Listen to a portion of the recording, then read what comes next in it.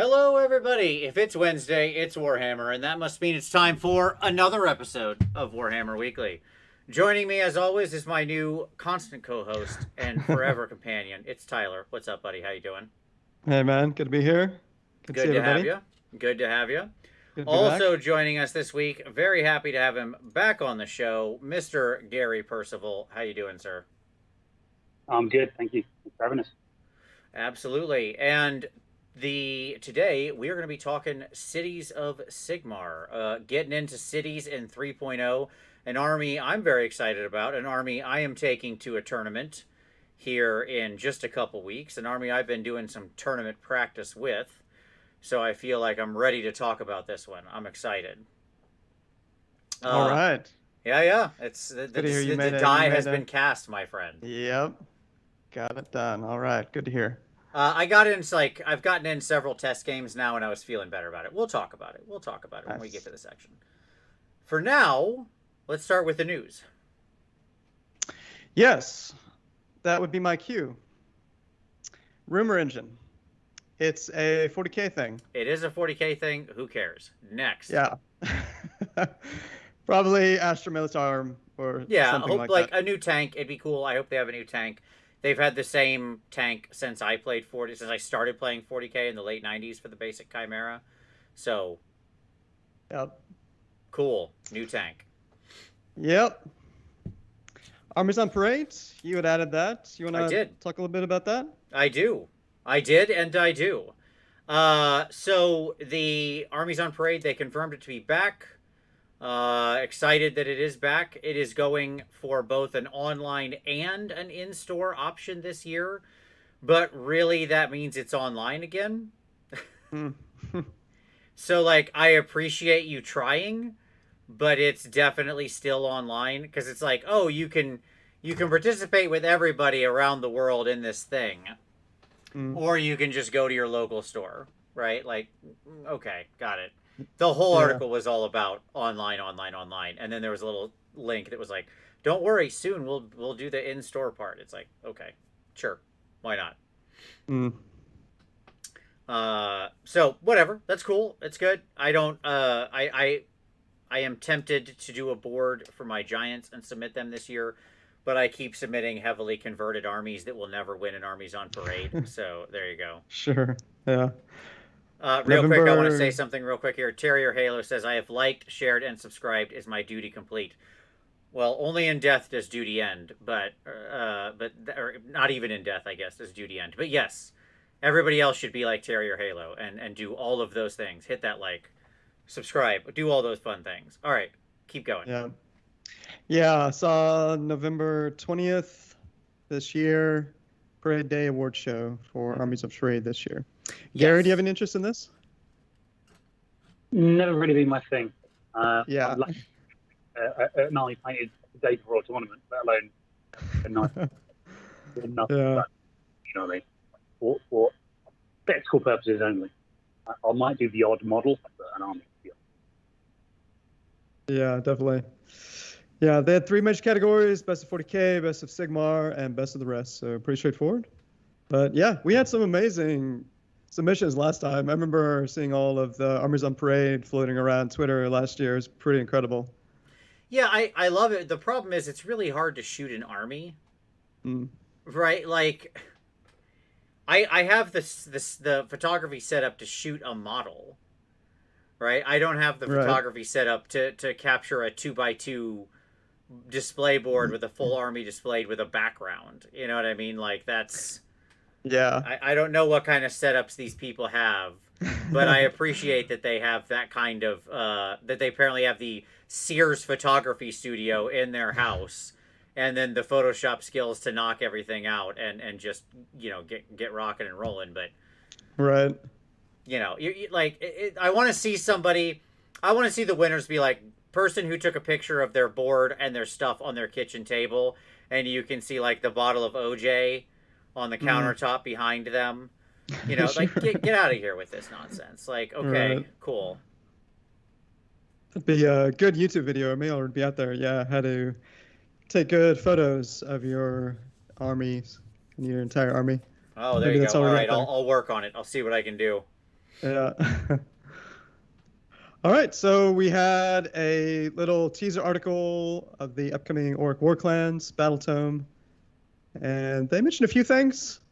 So we don't yet, have maybe we'll see it go on the Sunday preview this week.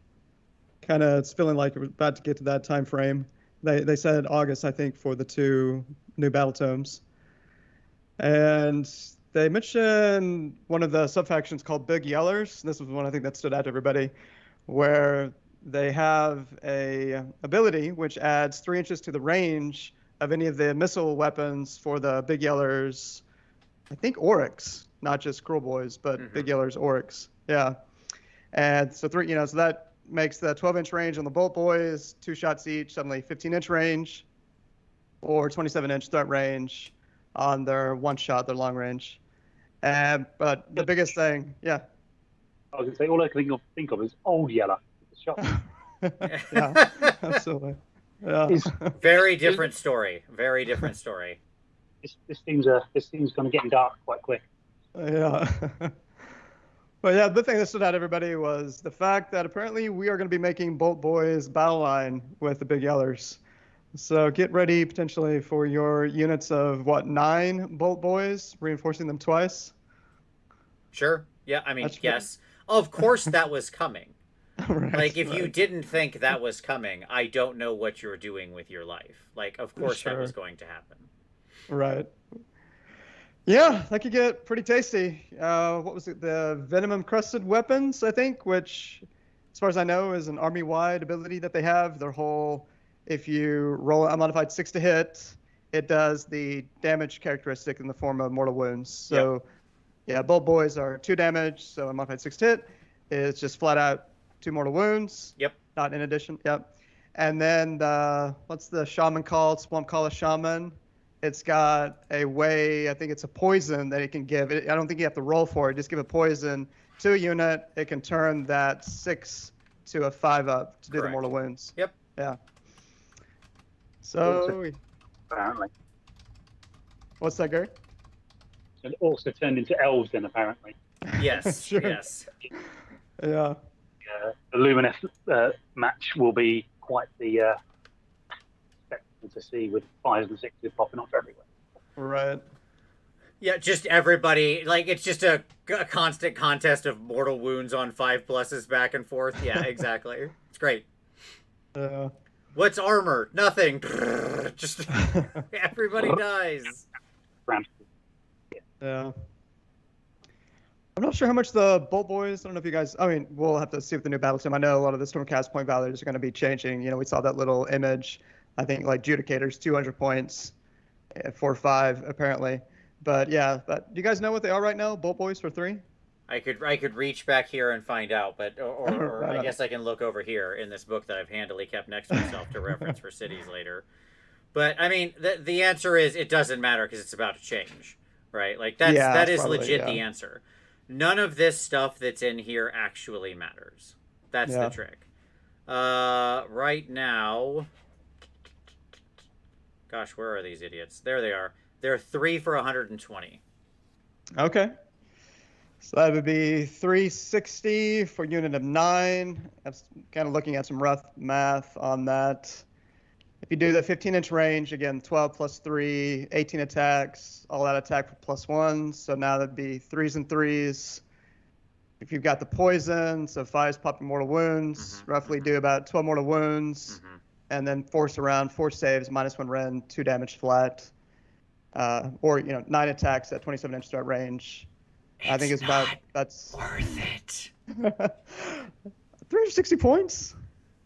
It's too many points for it's too many points for 18 wounds on a not much of a save.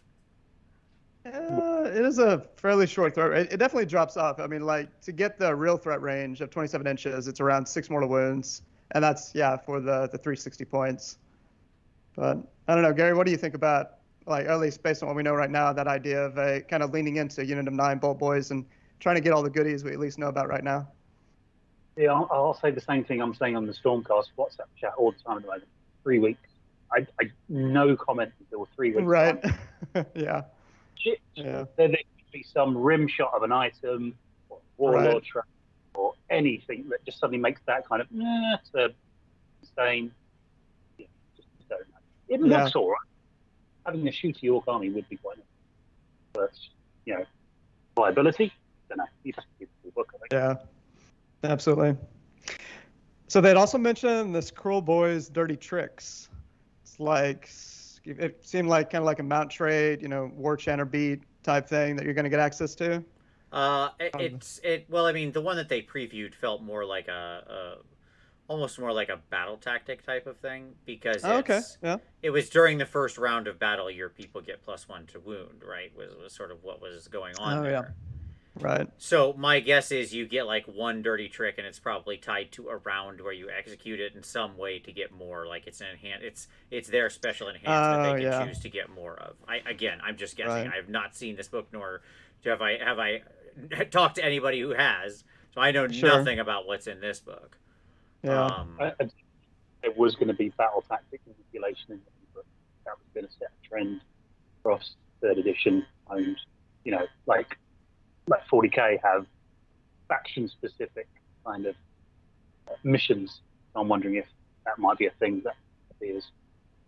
I hope not. We all hope not. I do not want under any circumstance to see army specific battle tactics, battalions, or grand strategies. That is a nightmare scenario for me.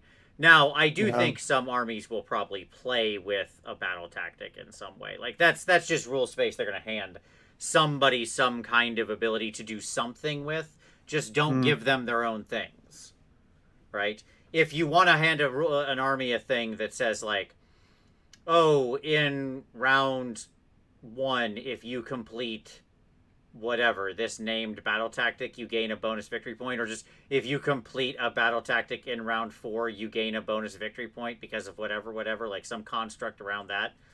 Sure. Okay, fine. Neat. You know, that's just really objective play. That's just angle shooting in the same way that giants and ogres angle shoot on objectives. Yeah. Right. So I don't want to see it. It is literally the thing I am most trepidatious about leading up to, that I have the most trepidation about, I suppose would be the correct way to say that, leading up to the release of these books. Right? Is that they overstuff them. Like, we already have a complex now base layer, meaning stop. Yeah. Let it breathe for a bit. Yeah, exactly. Yep. All right, enough of that. What else have we got? More to come when we see the book. We'll do the reviews, of course, when they come out. I wouldn't expect it this Sunday. I would expect it the Sunday after this Sunday. Right. Okay, so we'll build up to the big news. Let's talk about, we got this little, I don't know what it is. You had a note here about Vanguard. So we know the Vanguard Hunters. We saw an image of a repack. Yeah, and apparently we're going to see quite a few boxes get the AoS 3rd edition repack. And we had this image leak of the Vanguard Hunters something. Of the Chasseurs d'Avant-Garde.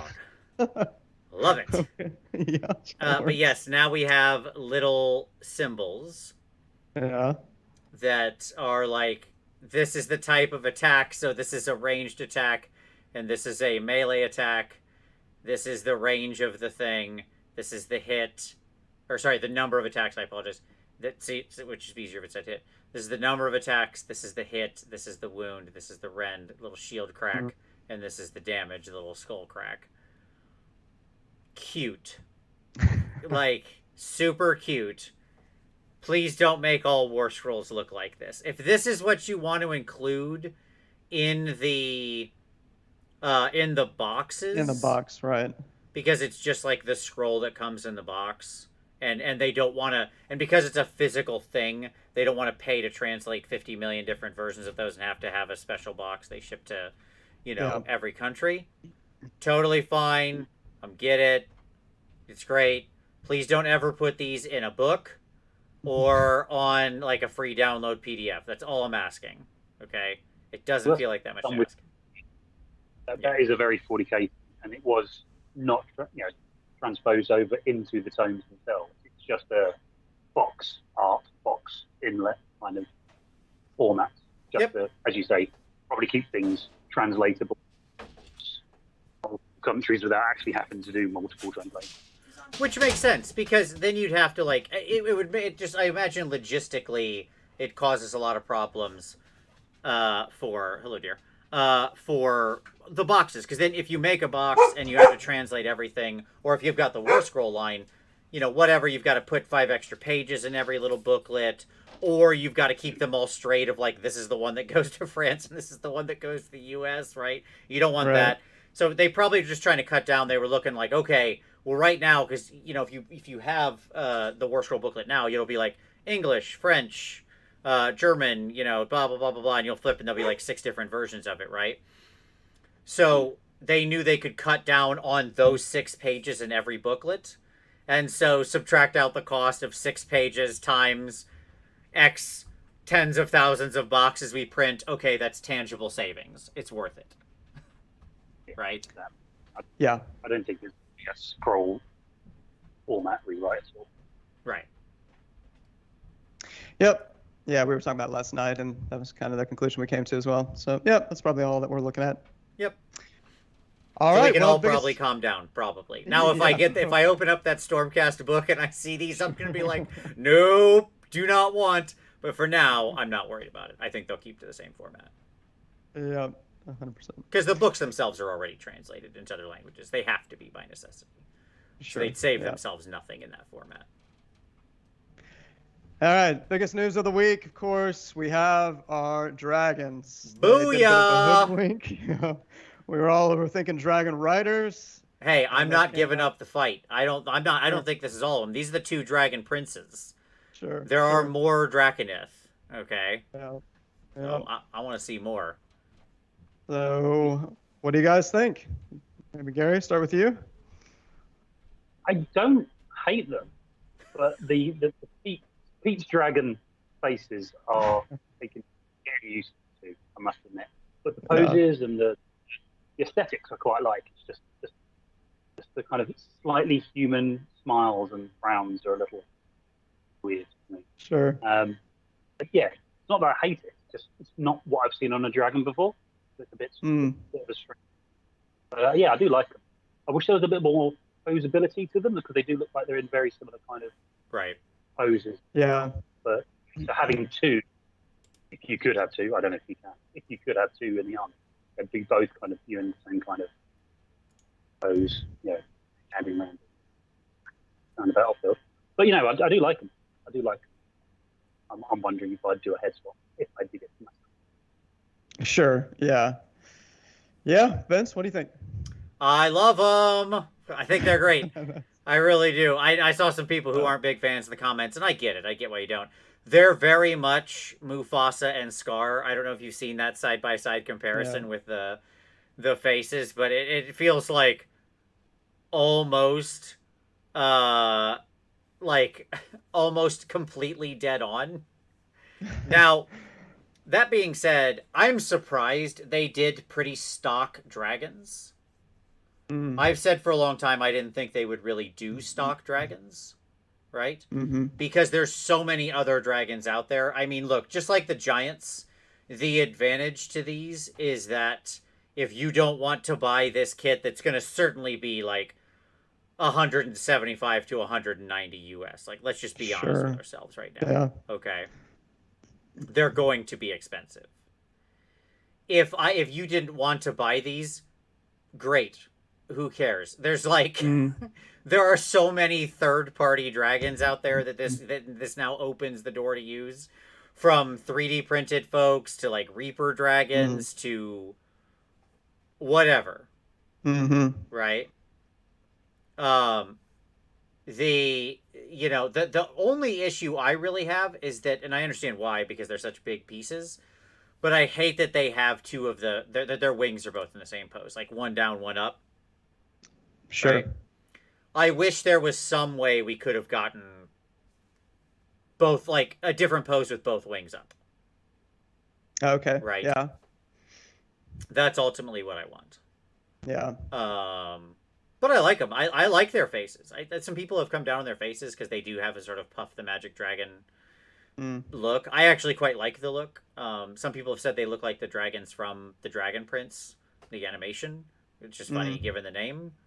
I also really like that animation and think it's really great and think that's a wonderful animated series. So I'm on board for that. I mean, Scar is pretty cool. The dude, cause he's they both have the symbol in their chest, so clearly that's the same chest. What I enjoy is you can probably leave off this armor off the good guy because you can see the full arm on the red guy. And I guess their story is this one's pretty nice and he's Mr. Stormcast friend and they gave him some extra toys. And the red one is a little more angry. He's still a good guy, but he's a little more angry and a little more he's been in Gur longer, so he's gone a little more he's gone rogue. Right. So but he's still a Stormcast guy. They're both in the Stormcast army, and they are definitely on 160 mil bases. Oh yeah. Do you guys think so? Obviously, we know that Krondys is going to be, or both will be takeable in Stormcast. Maybe Krondys Stormcast only. Do you think we might see Karazai, the Scarred, or Discar as available to any Order army? I'll tell you what I really hope. You want to know what I really hope? Yeah. Okay, so Krondys is probably going to be Stormcast only. He feels very Stormcast. He's wearing Stormcast armor, right? Yeah. Hail Hydra said he's gone Rouge, not just Rogue. I love it. The Redwood, they mentioned that he's very destructive because he's been in Gur. Could this be the first gold model? Here we go, calling it again. The Giants can be taken in every army, right? So it would actually be the first gold model. I'm just joking on our ongoing thing we always say here of will this be the first gold army? I don't know if I'll ever do it or not. But the Scar, I could see him being Order, or he can be taken in any Order force or any Destruction force. That does not also include Kragnos, or something like that. Oh, sure, yeah. Right, that would be neat. Because because they said he lives in Gur and he's gone a little more native, right? Right. So be a nice twist. And that something very Dreicher like, and just becomes, a Stormcast model that you don't get to control quite how you want to. Sure, yeah, I think that's absolutely right, Gary. He could just be more Dreicher, where he's he's angry, but he's still, he's still in the group. He hasn't completely turned sides or anything. Yeah. I'm just saying it would be super cool if I could do my Giants and a Dragon, as well as my Giants and Kragnos. So, anyways. I just want to shove more stuff in Destruction. I don't know what to tell you. All right, we want to throw any point cost guesses out at this point on these two? Absolutely. Right. Let's just say we're just going to guess one price for both, because who knows? Okay, who knows? Right. It'll probably be Krondys plus 20 or plus 40 over Karazai or something like that. Right, exactly. So we're going to throw out one points cost. All right, Gary, where's your flag in the ground? You're the guest. You get to guess first. How much do these cost? If you're correct on either, you win the prize eventually. I'm going to go with 680. 680. Big number. Tyler. All right, so yeah, they're not gods. That's a god point level. Well, we don't know. They might have war scrolls that do look like gods. We'll see.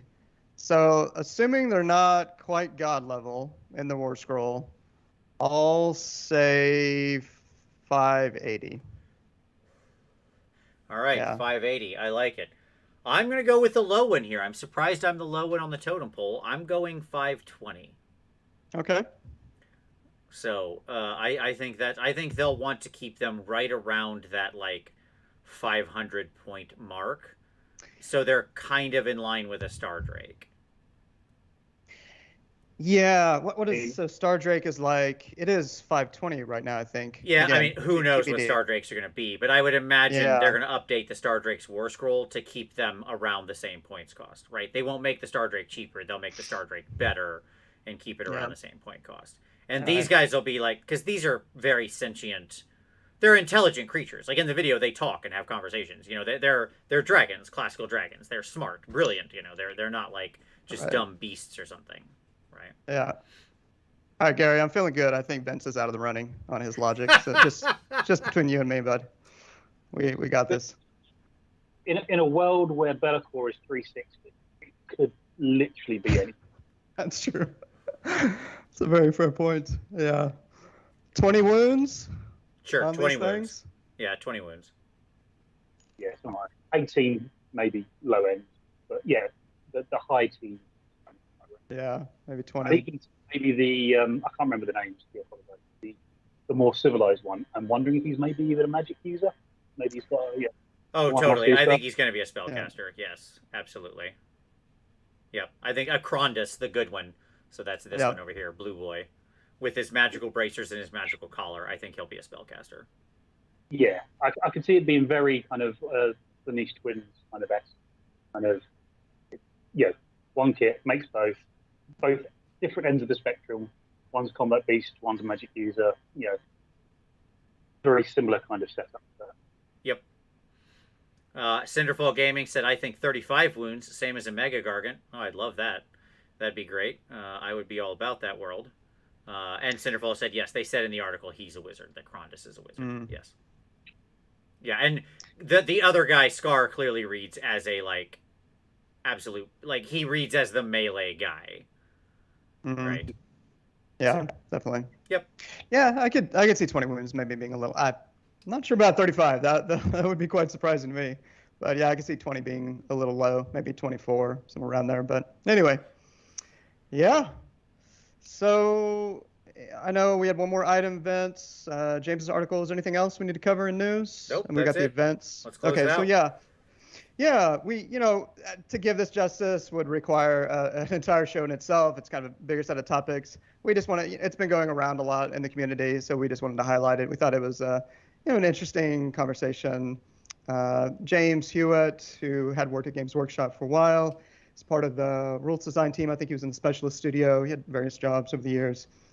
He sent out a few tweets, which after the fact he wasn't entirely happy with. So he wrote, I think today, last day, a more in-depth article at his blog, which we'll include a link to. Something like Working at Games Workshop, the nuanced version, I think was the title, where he kind of goes into his experiences in working there, or the good, the bad, and some of the issues that he had. And I thought it was a thoughtful piece, sort of a good discussion, conversation to have in general. But yeah, we just wanted to highlight it, not really get into detail on it. But I don't know if you gentlemen had any thoughts on this, Vince. Thoughts? It's a great article. I have nothing else to add. I respect James' experiences. He lived them, and he shares them, as you said, in a very nuanced way. Gary, I won't ask you to get into any details either, but you also spent some time working at GW. I'm not going to ask you to drag anybody or call anyone out or anything like that, but did you get a chance to read either his tweets or the article, and what thoughts do you have? I've gone through some of them. I haven't gone through the whole thing, but yeah, I mean, I was reading some of it, nodding, kind of going, yep. Yeah. Yeah. Some of that, yeah, very rang true. Yeah. Yep. So it's worth a read. It's interesting. I mean, the other big news item around GW was that they, because they had a Bonzer year. I mean, they had a Bonzer year. Their previous year was crazy growth on top of their previous year. Like 2020 was crazy growth on top of 2019, and 2021 they exceeded that previous growth potential.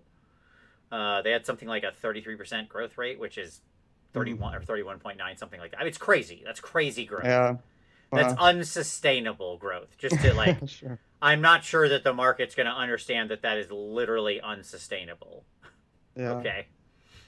So their stock could take a real hit when they post a great year that isn't that insane. Right? Stay at home for 18 months again, really, doesn't it? Right. Yeah. We all just get locked in our houses again for a year and a half. It'll be perfect.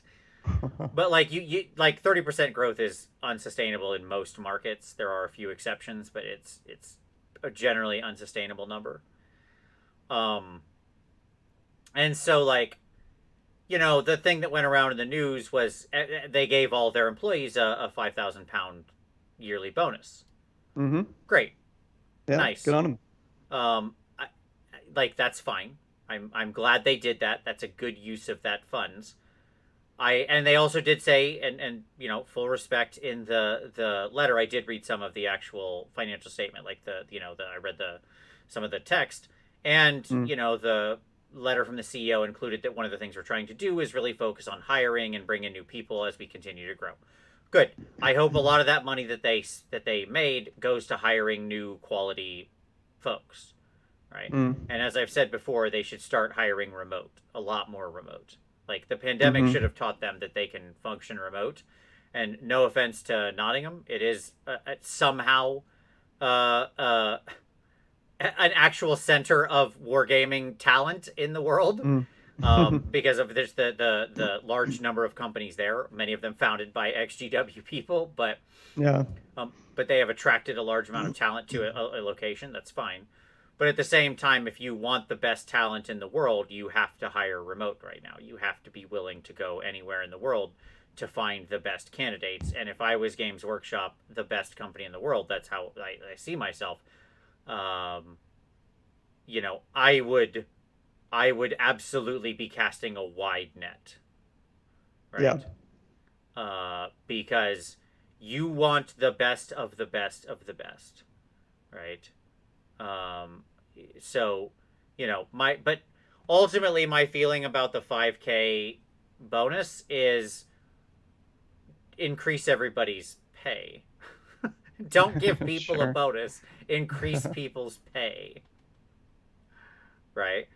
Sure. Like, that would be you want it, like, I saw everybody saying, like, good guy GW, and, like, yeah, it's not a bad thing. I'm not crapping on them for giving a bonus. It's really good. That's a good thing to do. They return a lot of value to their shareholders. They should also return value to their employees who make that possible, right? Yeah. But the real way you do that is by increasing their yearly salary. Sure. Yeah. Yeah. So we just wanted to note it. So it's good discussion. And yeah. All right. So we got events. We got our event slide. Yeah, man. Hey, let's bring up them events. Yep. Obviously I missed last week on vacation, so we were kind of covering 2 weeks here, and it passed by. A lot of events have happened. So we had Circle City Clash in the States, the really good showing from the Detroit gang. I think all of them brought giants. They all brought giants, but giants did not take the day. They did not. Nope. One Lord of Death, who has reclaimed the title, Brendan Melnick, took Best General, I believe. I don't think he dropped a game. I think 5-0. Nope, it was 5-0 with Soulblight Gravelords. Yep. And then Christian Weir took out Best Overall with his monster-heavy Seraphon. I can't remember the details of the list, but he had a bunch of Bastillodons and some other big beasties in the list. He had the souped-up, old one or whatever on Carnosaur that can get up to, like, damage 5 or something. Yeah, very cool. Yeah, we had that. Let's see. Also in the States, we had Lone Star Open. So that was this past weekend. And that was organized by the one and only Scott Reed. So shout out to Scott. That man organizes way too many tournaments. He's a great man, a true hero in our community. And a really nice guy with good taste in music. Very good dudes. Yeah, so that was taken up by a guy named Matt Robish with Daughters of Cain. So no surprise there to those of us who have a strong Daughters of Cain bias on this. Or who just have common sense in our heads, yes. Yeah. Gary, did you see that Daughters of Cain list that took out Lone Star Open? I didn't actually, no.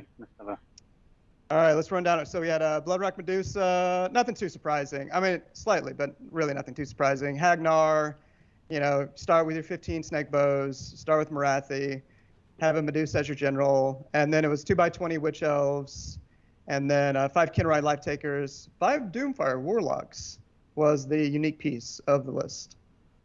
So Yeah, not sure what all the Doomfires are doing there. Proof You know, that in an army as good as Daughters of Cain, even here it their comes. bad units can be in 5-0 tournament winning lists.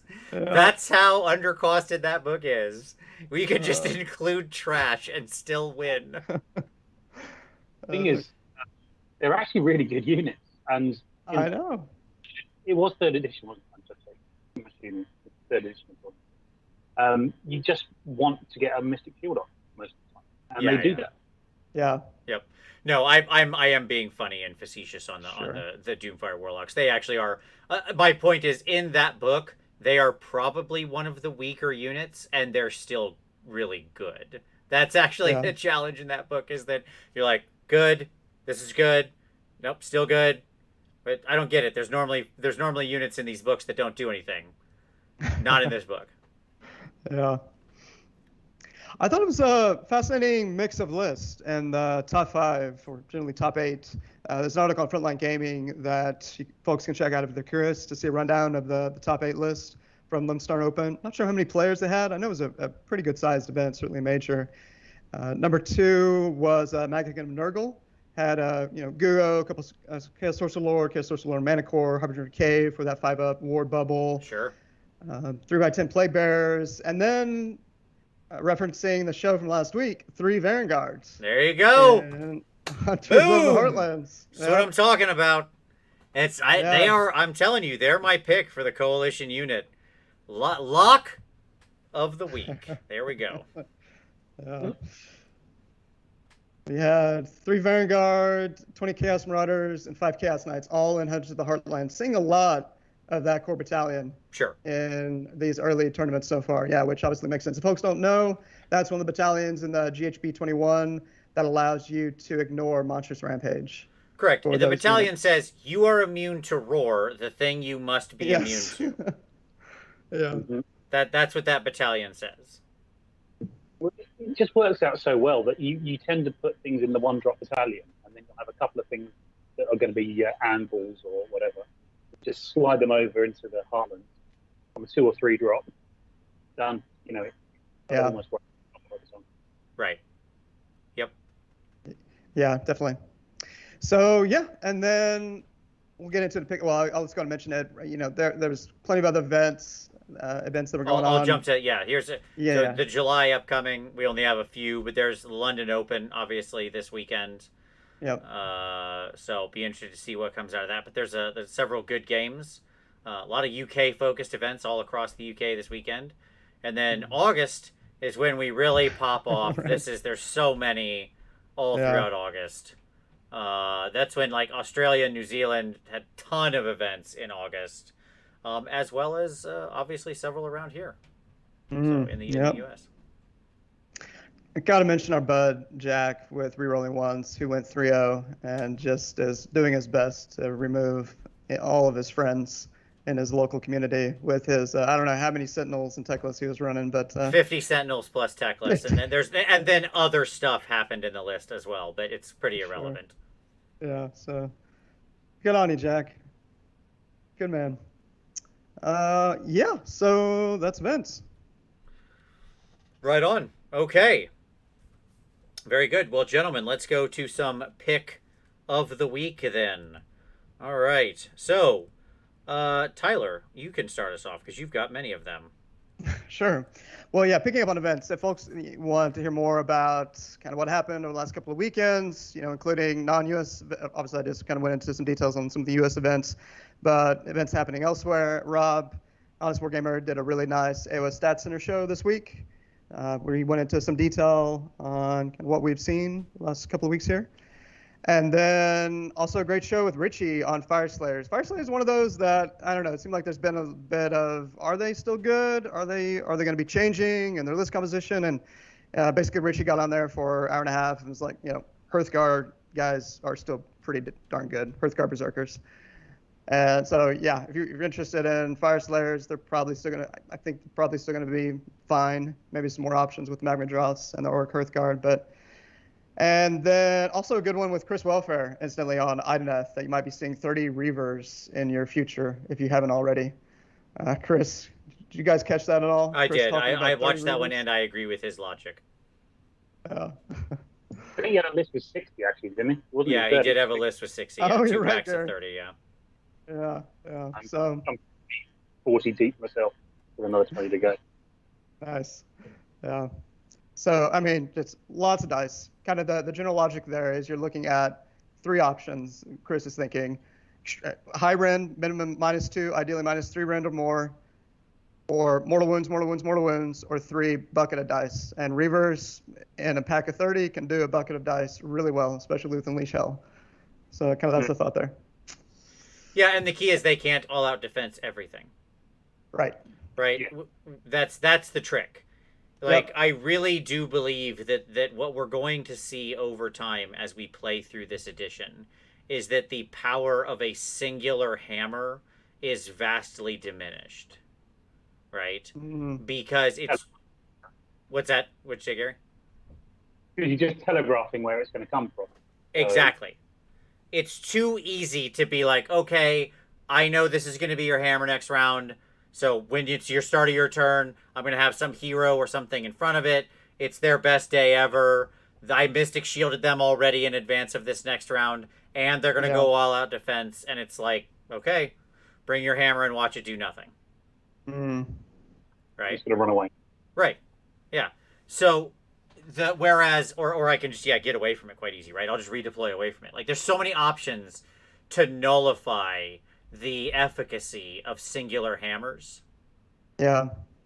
Probably like they have to be so overwhelmingly strong as a singular hammer. Like they have to be an Archeon coming in on 2s and 2s, re-rolling with bonus attacks and, basically immune to damage and can also cover like half the board in any given turn they want to. Right, and auto land 11 or 12-inch charges. These are all things that are true that Right. Archeon is capable of. Right. Like that's just so hard to screen and get away from that he can actually get there most of the time. But he also has an auto kill, so like defend your way out of that, But otherwise, like being able to just push damage around their army. This is actually something I noticed in my testing because I'm playing like a very shooting heavy cities army, which I'll talk about when we get to the book. But like I would just like shoot something and let them make the choice of all out defense, and if they did, I'd be like, okay, cool. Now I'm going to shoot these other things. Sure. Just right, because I've got lots of things I want to shoot in your army, and you can't use that on all of them.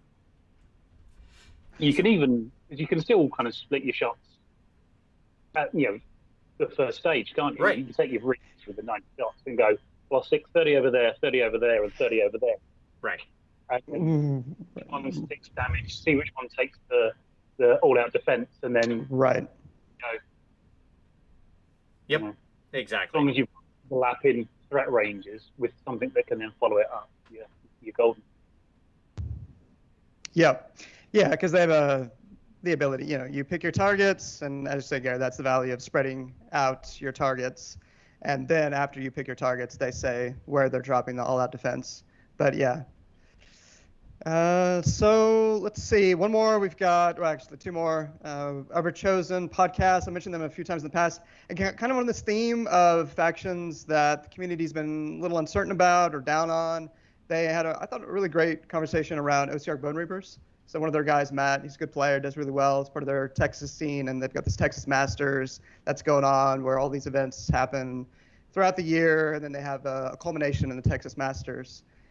He was talking about his experience with OCR at a recent one day where he went 3-0, and just really liked, won't get into the details, part of it is the shotgun Mystic Shield that you can do at least for now with Arkan, and how that, synergizes with what Petrifix Elite got with, what was it, reducing or just ignoring -1 rend? I think ignoring -1 rend with Petrifix Elite. And generally that they can be incredibly durable still, put out some pretty good damage. Archon's a great piece. Catacro's still a good piece. And it's kind of thinking that like they still have a lot of, they still have a good amount of play. Certainly some limitations, like they can be redeployed against, yada, yada, yada. But it was good, kind of hearing a nice, thoughtful breakdown of OCR and how you get the most out of them. Yep. Yeah, and then, all right, Vince, so we got to talk about Rantathon, of course. Maybe I'll let you do that. Yeah, let me talk about it real quick. Yeah. So, okay, Rantathon. For those of you who didn't participate last year or aren't aware of what this is, our good friend Mr. Mephisto holds. I guess now it's a yearly thing. So he holds a longer than 24-hour stream on his Twitch channel. The Twitch channel is already linked in the description, so you can go check that out. And in there, it's a bunch of donations for charity. All the charity goes to mental health. And it's like, obviously, MEF is all of that money that you donate is 100% passed through to the charity. None of it goes to MEF. And he has a insane host list of prizes this year. Games, things that have been painted. He has a whole painted Cursed City box to give away. He has an entire new in-box Soulblight Gravelords army to give away. I mean, like, it's massive. It's ridiculous. Yeah. Like, it's something I wouldn't want to win because it's just too much. I would be like, this is too much stuff to paint, right? Yeah, and that's thanks to shouts to Brendan and Dan with Cubic Shenanigans podcast for donating that. I mean, it's a huge army. It's very generous of them. Yes, and there's just a bunch more. Like, there's many more, many more giveaways and milestones and things like that that I'm not mentioning. You should absolutely tune in. It's all for an extremely good cause. He's going to rotate through guests. I'll be on there. Lots of folks from the community are going to be on there. Yep, Haywo will be there. Yeah. So it's just going to be a great time. He'll do it over basically 27 hours, so there's usually always a chance to get in there. And it's this coming weekend. So July 31st. Yep. Exactly. Yep, kicks off July 31st. Yep. There you go. So yeah, it's going to be amazing. Go for it. Everybody you love in the community will be there. We'll all be there supporting Meph, working with him to support and raise awareness and raise money for mental health. It's something super important, especially as we all come out of the pandemic. There's no better time than this, and you have a chance to win a bunch of really awesome free stuff. So it's truly win-win in the best possible way. Yeah, 100%. Gary, you got a pick of the week? I was going to go on topic this week. I was going to give a shout out to Simon's Order Academy. Mm-hmm. He is a Cities of Sigmar player, par excellence. He's very good at what he does and plays almost exclusively Cities of Sigmar and does quite good battle reports. The interesting thing I find about his channel is that he doesn't use the same list. He's always trying different things. Yeah. So it's not just he's Hammer Hall or whatever. He's constantly trying completely different lists out. So if you want to try and get a handle on the action, it's a really good channel to check out, just because the breadth of things he tries. There's always going to be something just to spark your interest or give you an idea to try. Agree. It's a great channel. It's fantastic, so certainly do check that out. For myself, my pick of the week is already down in the description as well, because I was able to do this in advance. And mine is our good buddy Haywo Twitch and his 23-minute video of how to be good at AoS, or what's good in AoS 3.0. It's fantastic. It gives you... a lot of times we'll use terms like, this is a good anvil, or this is a good buff wagon, or something like that. A lot of these terms are going to come up tonight as we talk through Cities of Sigmar. And he defines all those terms, shows you good examples, tells you about the basics of how to play the game. It is a fantastic, fast, fun overview of AoS 3.0. Check it out. Link in the description. Okay. Let's talk a little hobby time, gentlemen. All right, Gary, you've been assembling some stuff, like both through purchases and that. What are you working on? I am currently working through 60 Idoneth Beacon Reavers. There you go. Yeah, I've been furiously building. I've been using thralls to proxy them, trying them out a few games. I quite like the idea. Ironically, then there was a show about it, and then I was using 30, and Honest Wargamer, he was talking about 60, so I was like, oh, you know, I'll give a couple of games with 60 as well, just to see it, and it's really good. So yeah, I'm now doing another 33. Can't wait through them. Painted a Go Trek, painted a boat, the old shipwreck. Me plowing on with my Deep Kid at the moment. But they seem to be, of all the games I've played in third now, the one that seems to be clicking for me the most. Nice. Yeah, just a nice kind of, does everything in every phase kind of army at the moment to learn the game. Yeah, I haven't actually got to play against, or like I don't have a Deepkin army, but I haven't got to play against them at all yet in 3.0. So I don't know. Could happen 2 weeks from now. Let's see. I'm sure I'll love coming up against a Deepkin army with my all shooting army. That'll be very fun. Indeed, yeah. Tyler, what about you? Obviously, did you get any games in or anything? Yeah, I got a few games in. Yeah, so got a couple games in against Giants last night. Yeah, Giants are good, folks. Giants are good. Amulet Destiny on 35 wounds is such a good time. I really enjoyed it. Kraken Eaters, every time I face those darn things now, I'm amazed at how much damage they can put out. It's wild. They're supposed to be the terrible ones. Yeah, I've been having a little too much Gork, Vince, with this army, this Iron Jaws. It's rotting my brain. So I don't know, man. I see no issue.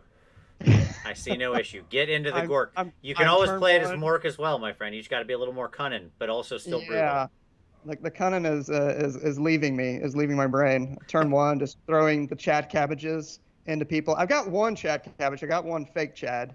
He needs to learn how to. Yeah, we got to work on that guy. So anyway, yeah, doing that, working on aspects of the train project. A little too early to talk about that. You know about that. I got to talk with Rob and you, get us synced about some of the latest on that. So we'll get that figured out. And wanted to do a shout out to my friend Greg. He sent me this nice, cool dice tray. He's working on these custom dice trays for AoS. I think Paul mentioned this last week, actually, on the show. Yep. Yeah, really cool. These great little custom trays. He's doing them on Etsy. It's like the Dice Must Flow is his. Yep, is the his Dice channel. Must Flow is his Twitter handle. You can also find the Etsy shop linked in the description from last week's show. Yep. Nice. That's it. Awesome. I got no chance to paint or do much anything with my hobby this last weekend because we had our annual summer D&D marathon, so I was playing D&D for 5 days straight. It was fantastic. Me and a bunch of good friends got together and did nothing but do that. We also all played we played one game of played a little Magic and played a little a playthrough of the Dune board game, which if you haven't played, is an absolutely fantastic board game.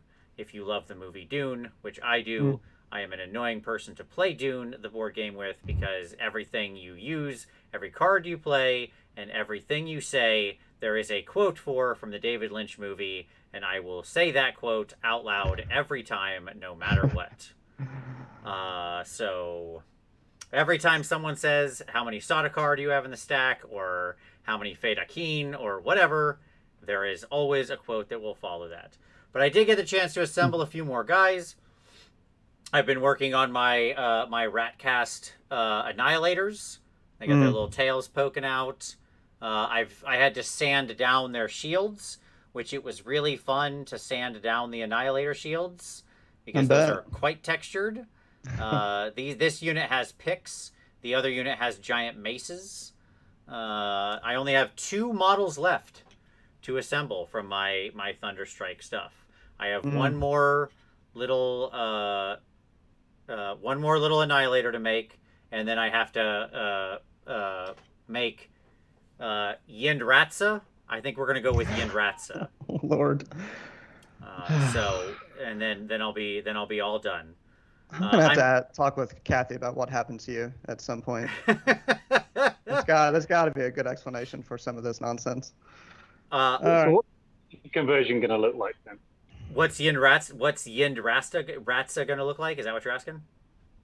No. When you get a dragon, what's the dragon conversion going to look like? That's a great question. I don't know, because the idea is they are Stormcast, right? These are redeemed Skaven, but they are Stormcast. They just have more rat-like qualities. Like they still have their tails, some of their weapons are different, stuff like that. But I still kept them as Stormcast. So like the dragon's a dragon. He's not a rat, right? Like he is who he is, as it were. So that's why I'm kind of hoping we get mounted Draconiths, because like maybe they're smaller kin. If this is the two princes, 1-2 princes here before you, it's what I said now. But if we get that, if we get smaller Draconith with Stormcast on the back, that's an easy slam dunk. If we do the full dragon, I'm sure I'll pick up one of them. It'll just be that dragon. He'll just be hanging out with rats. That's it. It'll just be him. Like some buck teeth or something. Yeah, maybe I'll give him like longer teeth, or maybe like, maybe I'll give him like some of the symbols in his wings will be my updated Stormcast Skaven symbols, because I made my own custom like iconography that's a combination of Stormcast and Skaven symbols. So maybe he'll have those like tattooed into his wings or something. Something like that. I don't know. But yeah, we'll see. These are the last two I've got. I'm keeping a couple because I had 2 Dominion box sets, so I'm keeping a couple of the characters extra. Like I didn't make 2 Lord Imperators or 2 casters or 2 Knight Vexillors, because there's really no point to having multiples of those. So I'm just gonna keep them for kit bashes. For like when I get the book, what other characters are really good, and then they're gonna become those characters. So if there's some Knight caster whatever that is really good, great, that's the converted caster. I'll just whip them up to have a different staff and a different whatever, right? Or so on and so forth. That Knight Vexillor is going to become some other Knight / Lord / something, because somebody's going to be worth it. So there you go. Okay. So that's hobby time. Gentlemen, let's get into the topic today here. Let's do it. Let's talk about them Cities of Sigmar. All right, let me bring up the presentation here. Cities of Sigmar in AoS 3.0. All right, let's start with a little high level before we get into the meat of this. Gary, you've played some cities. You've been interested in some cities as well. You've been both in 2.0 and beyond. What do you like?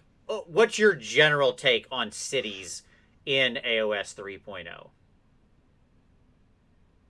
The general take, I suppose, is they've actually come out of it quite well.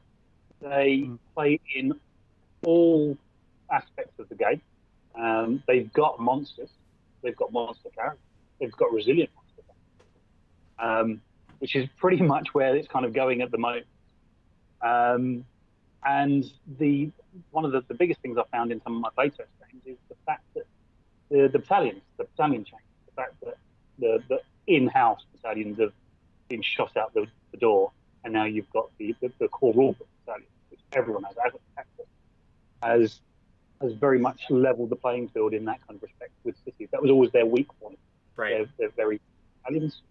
So now they're on an equal footing with everyone else.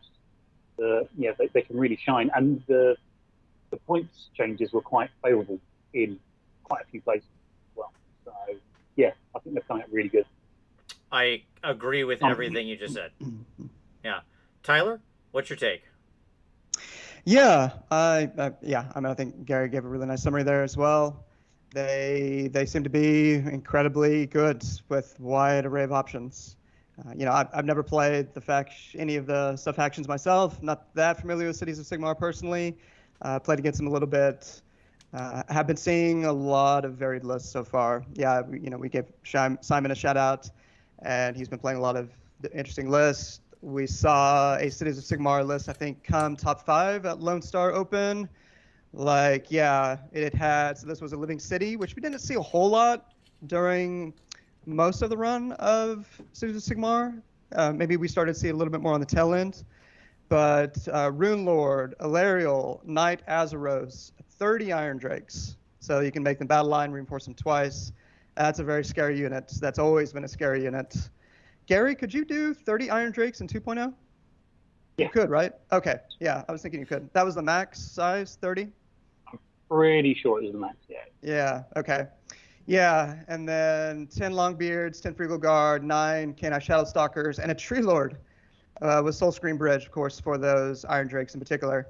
Just, yeah, a lot of varied lists that I've been seeing, and some of them with the 1-dayers and 2 days so far doing quite well. They have come out incredibly well, it seems. Yep. There was a very similar list at the tournament, the 1-dayer I went to. A lot running around in living cities. Again, it's that whole kind of god model complex, isn't it? It's just like, you've got a god model, you're pretty much most of the way there to winning a game of 3.0. Yeah. Yep. Yeah, I agree with both of your takes. Oops, we jumped too far there. So here's my basic summary. It's an incredibly varied army with lots and lots of potential. Like, their bench is so deep, it's going to be hard for the meta to ever move somewhere they can't at least be competitive, right? Because they have so many different units and options and characters and things that are playing in so many different phases of the game, as you said, Gary. So this long list of units, right? They have strong sub-factions. Like, they have the well-built, like the good sub-faction style that I prefer, that doesn't lock you into things, so you still have all your choices available to you. They have good hero monsters, most of which got cheaper somehow in the points update, which means they got cheaper, right? If you went down points in the points update, any amount, that means that you went way down, because against the baseline of everybody go up, right? So they have a strong ability to add the best of other armies into your force as coalition units. Like, we're going to talk a lot about coalition units later. They have a good selection of wizards and priests. They have buffs galore. They have lots of ranged output potential, and they've just got versatility, right? I just think that that's their wide list of strengths. I do think there are some weaknesses. Is that I think you have to, and I'll talk about this kind of on the next slide a little bit, but I'm interested to get you guys' take on the weaknesses before we get into the sort of tactics stuff. But for me, their weaknesses are mobility can be a challenge in some builds. Like we've mentioned Soul Screen Bridge a lot, right? Like, that's taken because we have this mobility challenge, right? So it's great, we're good. You know, cities are generally good at endless spells. They're often pushing them out with +2 to cast in a lot of builds. So you can get there, okay, but mobility itself can be a problem. It is definitely an army where you can't have it all, right? Because the nature of your city is going to, and the power pairs you pick are going to kind of drive you a direction. And you can supplement a little, but it's not like you're just everything. I am the king of magic and the king of shooting and the king of melee. Like, no. You can probably be really strong in one of those phases, and then good in another and weak in a third, or something like that, right? They do have lots of trap units for newer players. Like, there are just some things in here that are, let's call it what it is. They're bad. There are some bad units in here. And I would say the linear synergies of this book can somewhat restrict your builds. Right, there are many, like, if you want to take A, then you're also obviously taking B choices in this book. Right? Like, if you take Iron Drakes, congratulations, he might as well just come with a Rune Lord. Sure. Right, like, he's in the list.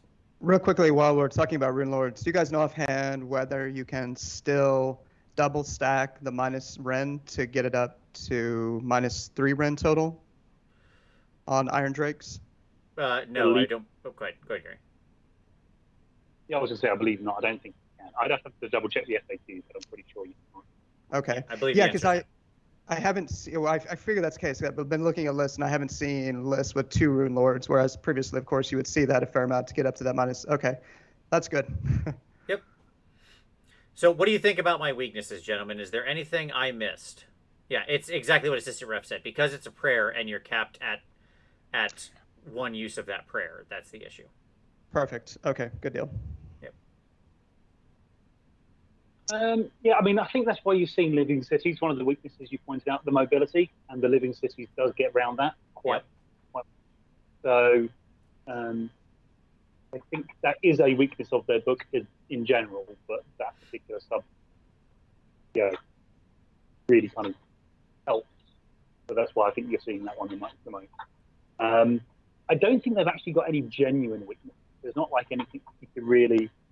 They are maybe a little flat in areas because of the build, maybe, but there's no general kind of this book doesn't have X. Right. If you want movement and build a movement-based army, be it endless spells, living city, or a host of other things.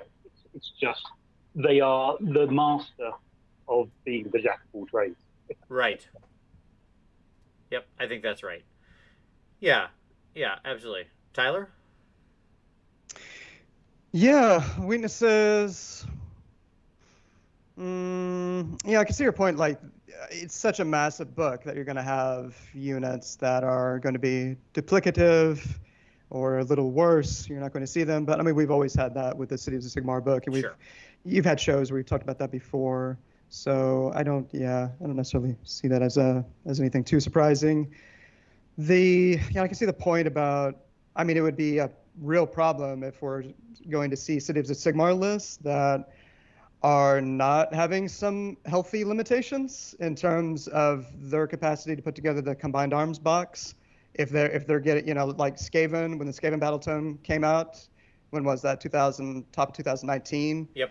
Skaven was the combined arms, box, and they had way too much crap in that box. Yeah, they were too cheap, so hence they could have it all. They could have it all, right? Exactly. So like I said, I don't have enough knowledge of COS and 3.0 to really have an informed opinion about, are we looking at stuff being too cheap in terms of what we can fit into these 2,000 point lists? What I've seen so far, it feels like it's sort of on the borderline, like very competitive, but maybe not a problem, maybe not too bad. Those are a few thoughts. Yeah, fair enough. All right. Yeah, I think honestly their points are, despite it being funny that some of the hero monsters went down, I think their points are in a pretty good place. Yeah. I mean, obviously, we haven't had a Go Trick mentioned yet, so let's get one out of. Oh, don't worry. 20... He's coming. That little ginger is coming. All right. Yeah. Gary, I wish you nothing but a 100-point increase minimum on your Go Trick in the near future. It's better than a unit that you really love and sad to paint like 30 models for getting that same increase, because then if you have to stop the whole unit, you're like, God, I painted 30 models and now I can't, I don't want to use them, right? With Gotrek, it's like, all right, whatever, fine, okay. Right. It's one guy. It's another year, yeah. Yeah, exactly. Who cares? Yeah. So, tactics. Here's my summation of their tactics. Their tactics are synergistic power pairs with dedicated strategies. And what I meant by that is they're the jack of all trades in the list building phase, but not on the table. Okay? Like, you tend to have, through your list, a fairly dedicated strat as to what you're doing. Okay? So I've got a couple examples here on the slide. This certainly isn't all of them. There are many others. Okay? Many others. The Cities is so versatile, there's no way I could put in one slide. Like, I don't have the living cities, ambush, shoot, fade, charge, block in part of their army while you cap and hold other key objectives, like yada yada. There's so much other stuff. Okay. Right. So here's a simple example. The Rune Lord plus Iron Drakes and Bridge, already been mentioned once, right? The alpha shooting that can remove dangerous pieces anywhere, right? They just bridge around, blaze away, say goodnight, Gracie. Here comes the neg 2 Ren shooting, right? Just right. You've got the Anointed on some kind of Phoenix, probably Frost. The Anointed with one too many N's in his title. Oh, yes, you're right.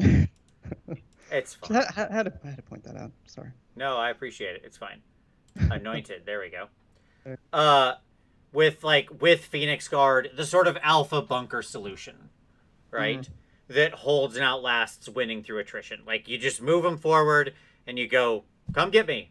I have all these troops and they're all immune to battle shock, and as long as this dude who you're also not going to kill is alive, and everybody in this army has a 4-up ward. So Yeah. What are we looking at now for Phoenix Guard? Did they 175. go up 175? What were they? 160? They were I think 160 sounds right. They were less. Okay. I don't have Yeah. the differential right in front of me, but yes. You know, they're perfectly reasonably costed now for what they do, is what I'll say. That doesn't make them any less annoying to fight against. Especially with a life swarm sitting there. Right. Yeah, because there's going to be a life swarm around. Just pop, pop, pop, pop, pop, pop, pop, pop, pop, pop, pop. Just Yep. popping them back in. This is what I call the counterpunch strategy. This is like something like Free Guild Guard chaff or something like that. There's still pretty cheap chaff in this army. Like, you know, Free Guild Guard are still only 85 points for 10 dudes. Like, it's still a pretty cheap unit. But you have some kind of chaff and some kind of counterpunch. Could be like Drake Spawn Knights, which I know a lot of people are hot on now, because we're talking about neg 2 Ren, 2 damage lances.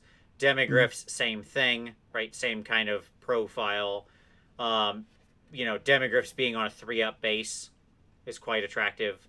Drake Spawn Knights being on a 3-up base, quite attractive, right? But it's this sort of like counterpunch trading strategy in that you have pieces that are going to trade well. You can kind of put out the chaff, fine, they die, I hit you back with something that's going to like shock remove you off, and then I can trade well because I can sit here with my 3-up unit that like hit hard, and now I can't do any damage anymore, but now I shift into defense mode, and I just kind of hang and stay alive. That is a very poignant, important strength that they do have. They have very fast yet very cheap 3-up save pieces. Yes. And that 3-up save is magic in 3.0. Yep. On fast-moving bodies that are relatively cheap, and sometimes even battle-like, is hugely important. It's not game-winning on its own, but in the mosaic of making a good list, having these 3-up saves is so important, and a lot of the lists will kind of lean into that. Yeah, that kind of grind. Yeah, exactly. It's like once you play a couple games of 3.0, you realize just how valuable a 3-up save is. Right? It's crazy because you'll be like, yeah, I can handle that. It's so easy for them to suddenly be on a 2-up ignoring Rend 1. Right? Yeah, and throwing them as units in Hunters of the Heartlands, like we talked about earlier, where they can't do a darn thing about it in terms of roar. Right, they can't roar at you. Yeah. Yeah, that, you know, maybe they've got Geminids that they've hit it with, but other than that, yeah. Yeah, Quite exactly. Good. So, and then of course my last strategy is a pretty simple one. It's just called Oops All Shooting. Sure. Like, you have a lot of ranged potential in this army, so you can just be like, oops, all shooting. Like, it's all shooting. So that's what you're doing. That's what I'm taking to NashCon. So there you go. Oops, all shooting. What other tactics that I didn't highlight here would you guys want to mention? Well, real quickly, I'm curious. I don't know if you want to get into now, but maybe real quickly, I was curious what you're working. I don't know if you want to go into it publicly, or if you're one of those guys, Vince, you got to keep everything secret. What's your NashCon list? I don't care. You can know my list because I'll still beat you anyways. It doesn't matter. It's irrelevant. No. Sure. Yeah, I mean, I use a couple coalition units in the Azeros and the Venator, which are subject to change. So, like, a part of my list is still on very shaky ground. But I love the Azeros and I love the Venator. The Azeros ends up being like a great way to get reroll 1s in a very large area. The Venator ends up being a great additional ranged piece to just bunker bust somebody when you've got the hero arrow, the hero killer arrow or whatever. Like, people get scared of that. I actually don't expect it to kill a hero. Okay, what I've started using the bunker buster arrow for is to make them use all-out defense. Like, what I actually want to do is shoot this unit over here. Okay? Like, removing this unit is valuable. Yeah. Right? Because usually you're trying to kill units as much. Like, I need to remove this piece so I can complete a battle tactic or take an objective or something.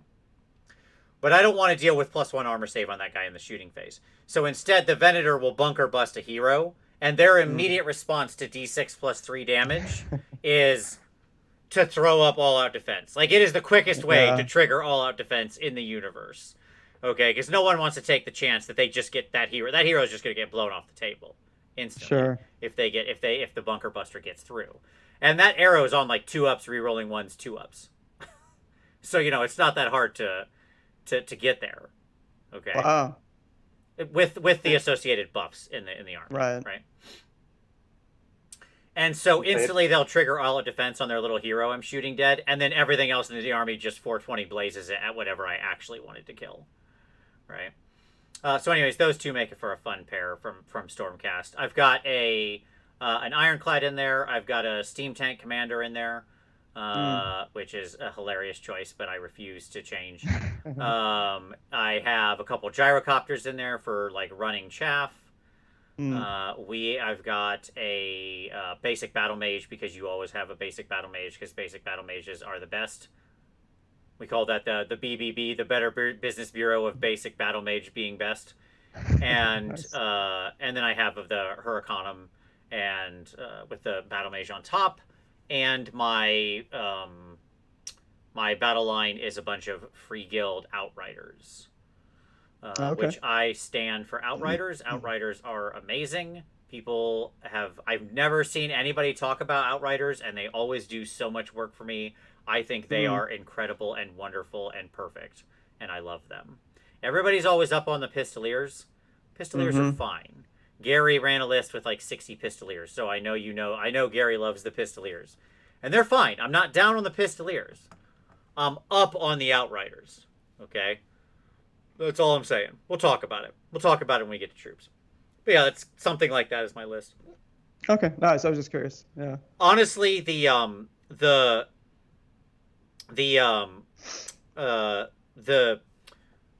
Steam Tank Commander guy, he's in there because he's one of the cheapest ways to get a 3-up, like monstrous type hero. Okay, with a lot of wounds. And I give him the Arcane Tome so he can Mystic Shield himself, and then he just drives around trying to run into people so that he can just hold them up. That's all. Yeah, nice. He's just this weird little tech piece that just drives around trying to slam into people. And he's extra shots. Like, I don't expect the cannon or the sniper rifle or the machine gun to do anything, but if they do, yay. It's just more shooting, just more guns. All guns, weapons free. I want my army to look. If you ever watched the pilot of Battlestar Galactica, like the 3-hour miniseries that kicked off the Battlestar Galactica series, there's a moment where the Galactica, who's been running from the Cylons, finally gets rearmed and re-equipped at the station that they stop at. Like, it's now got all its ammunition again, and it floats up into the atmosphere to get all the ships out. And all these Cylons come in, and Adama's like, all guns, weapons free. And you just see like just all these guns come online, and this wall of metal goes up through space at the Battlestar, at the base star, and I'm like, that's what I want playing my army to feel like. I want it to feel like a wall of lead is coming at you. So there you go. Nice. Yeah, I remember that. Yeah. Tactic. Say that again? I was saying it's the kitchen sink tactic. Yes. Oh, sure. Some of it will hit. Yeah. Exactly. Okay. Cool. Anything else on tactics we should mention? Gary, you mentioned Living Cities. I do think Living City has a lot of play in it because of it. The Sylvaneth inclusion, we'll talk about them some in Coalition, right? Very strong ability to bring in the Sylvaneth units, new Alorial, lots of stuff like that. Yeah.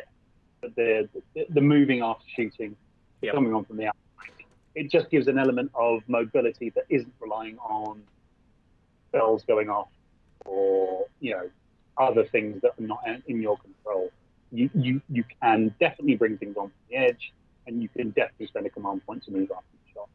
Just gives that element of speed to an army that is possibly a little on the slower side normally.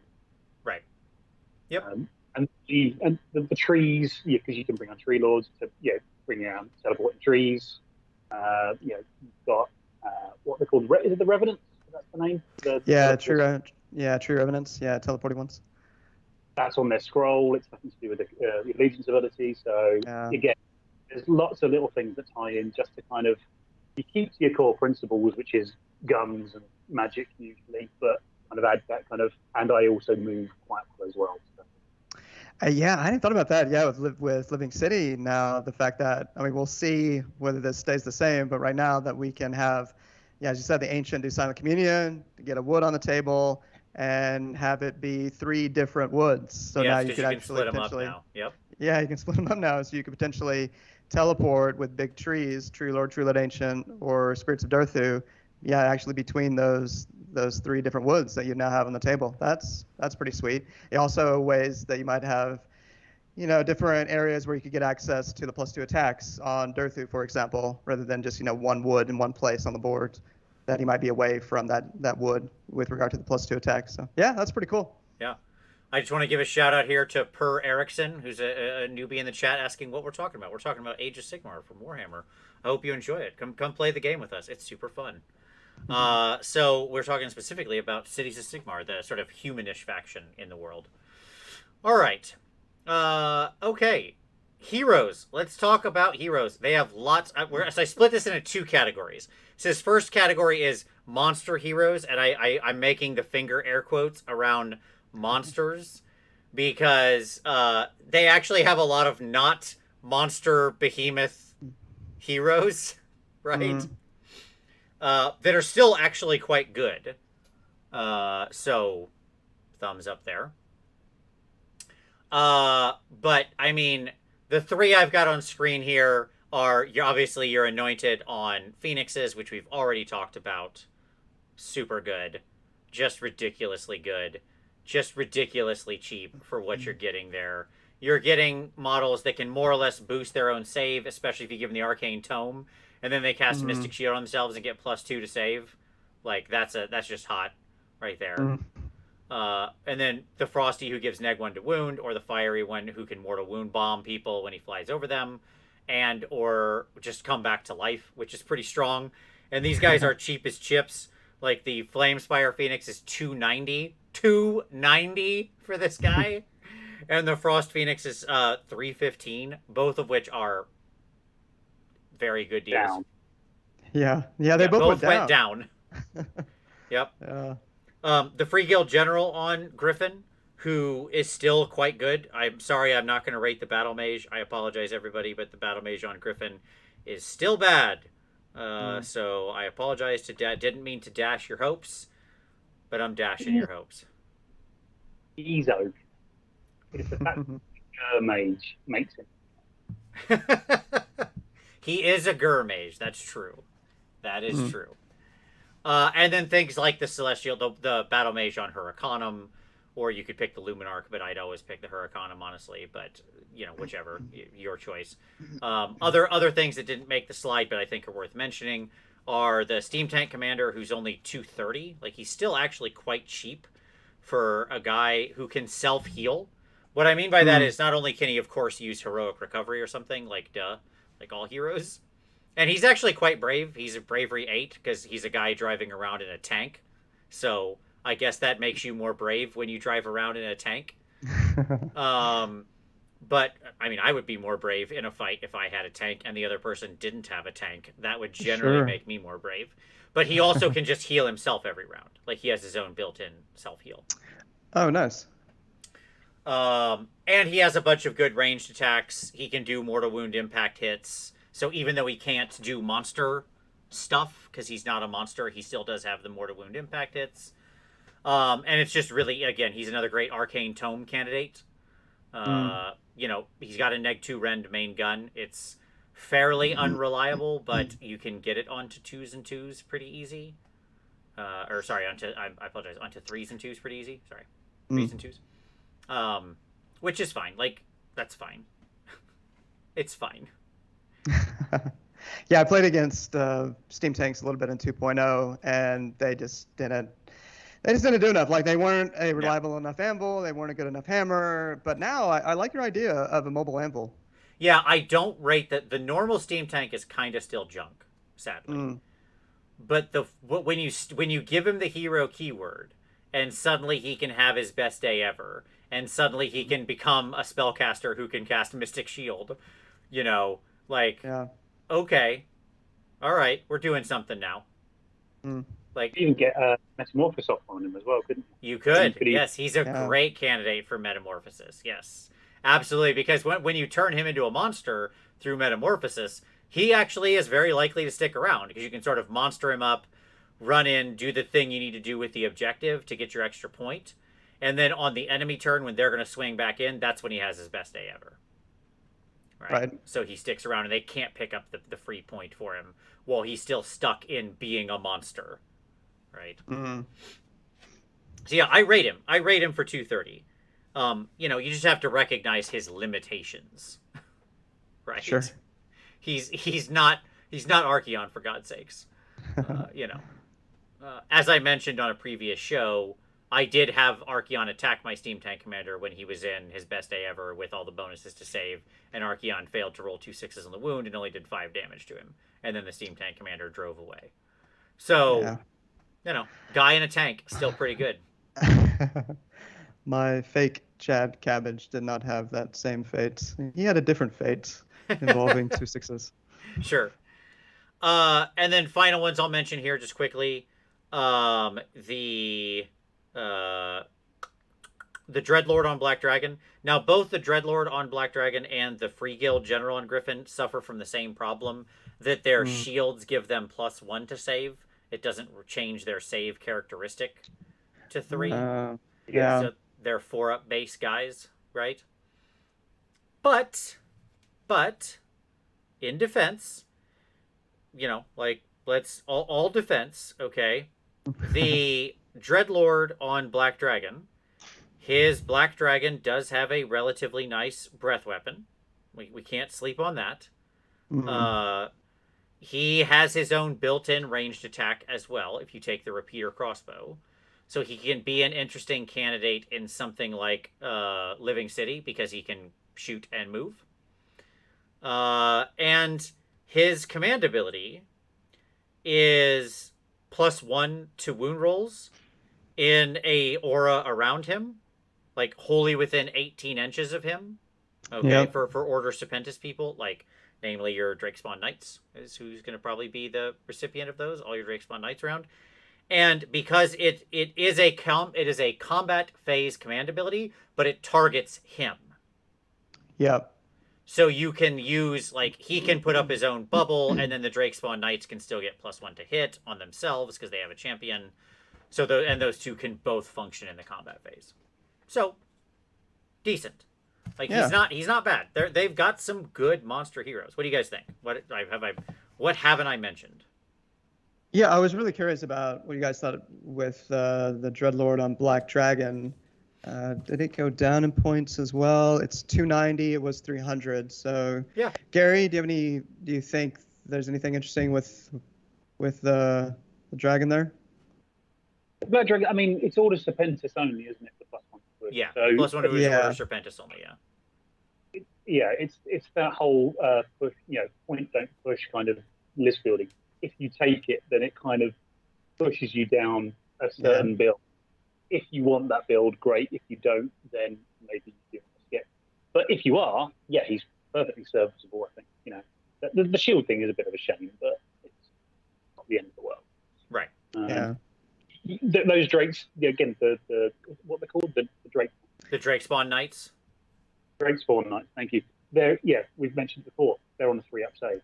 So it's not the worst kind of core to base an army list. Having some mediocre damage but tanky battle line, it can be buffed in a pinch. While maybe other elements of the army are maybe ones doing the heavy lifting.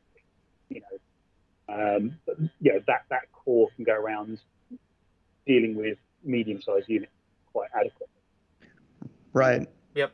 Because with both of those buffs, that unit of Drakespawn is going to go to 2s and 3s, right? If they get +1 to hit, and they have the Dreadlords +1 to wound. Suddenly they're like 2s, 3s, -2, 2 damage. That can certainly remove a problem. They are a 10-inch move unit, which is nice. And, you know, they, like, and again, as said, the magic to them is that they're on that base 3-up save. I really think that's the magic to them. And by the way, they're not that expensive. They're 5 for 125 points.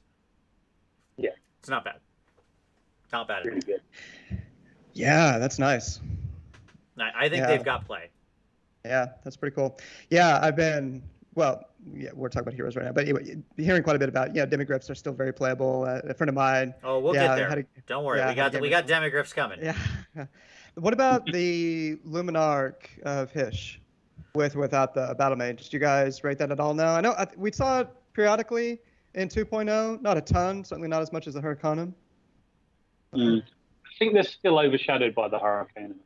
Yeah. Just because its main benefit is mortal wound shooting, which is useful. There's no denying it's useful. But you've got better, chunkier units in the army that can do the same kind of shooting. But the Hurricanum kind of buff is just much, much better for the army as a whole. Yeah, it's many moving parts inherently as an army, and that's one of the biggest moving parts of the army. It's a very rare list of Hurricane, and that's always just gets overshadowed. You probably can't find the points for both. Right. Sure. You're honest? Yeah. Yeah. You could, but you'd probably be lacking somewhere else. Yeah, I mean, my problem with the Luminarch is it's exactly what Gary said. It always ends up being the first cut. You know, it's not that I don't want one. Sure, I would love to have a 6-up ward.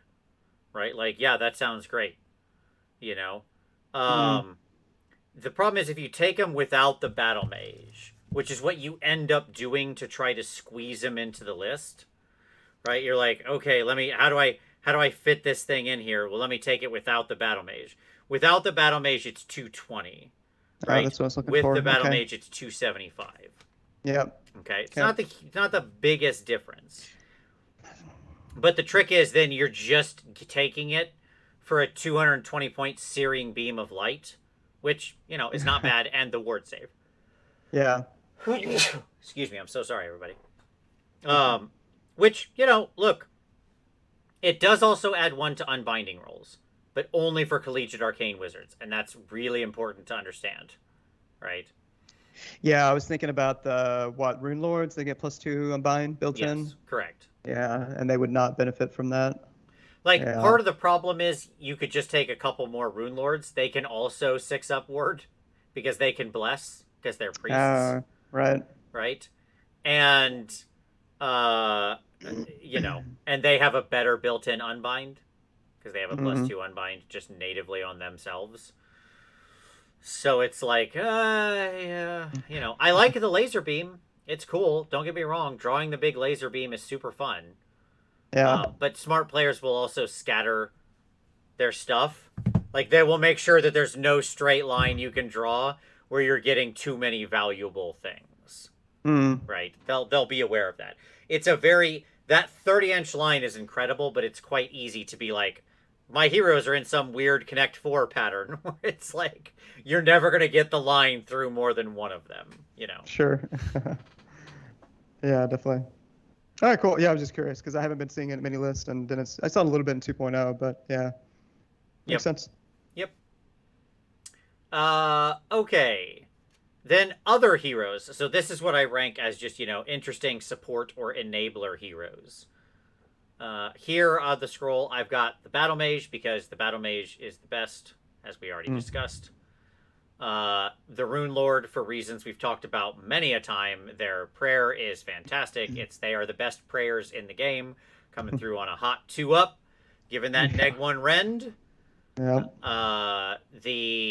The Sorceress, the base Sorceress, who I do stan because she has a good spell and can very easily give herself +2 to cast by icing one of her people. This guy is here just for Cinderfall, but that's okay. I still think he's interesting. And that's the Black Ark Fleet Master, clocking in at 70 big points. He is funny because of how many things he does make battle line. When he turns interesting things into battle line, when you make him the general, and he is truly the definition of a cheapest chips hero. And then Doralia Van Denst, who I love so very much and think is just a standout, incredible hero with a crossbow that makes things be dead and has a built-in 5-up ward save and is fantastic.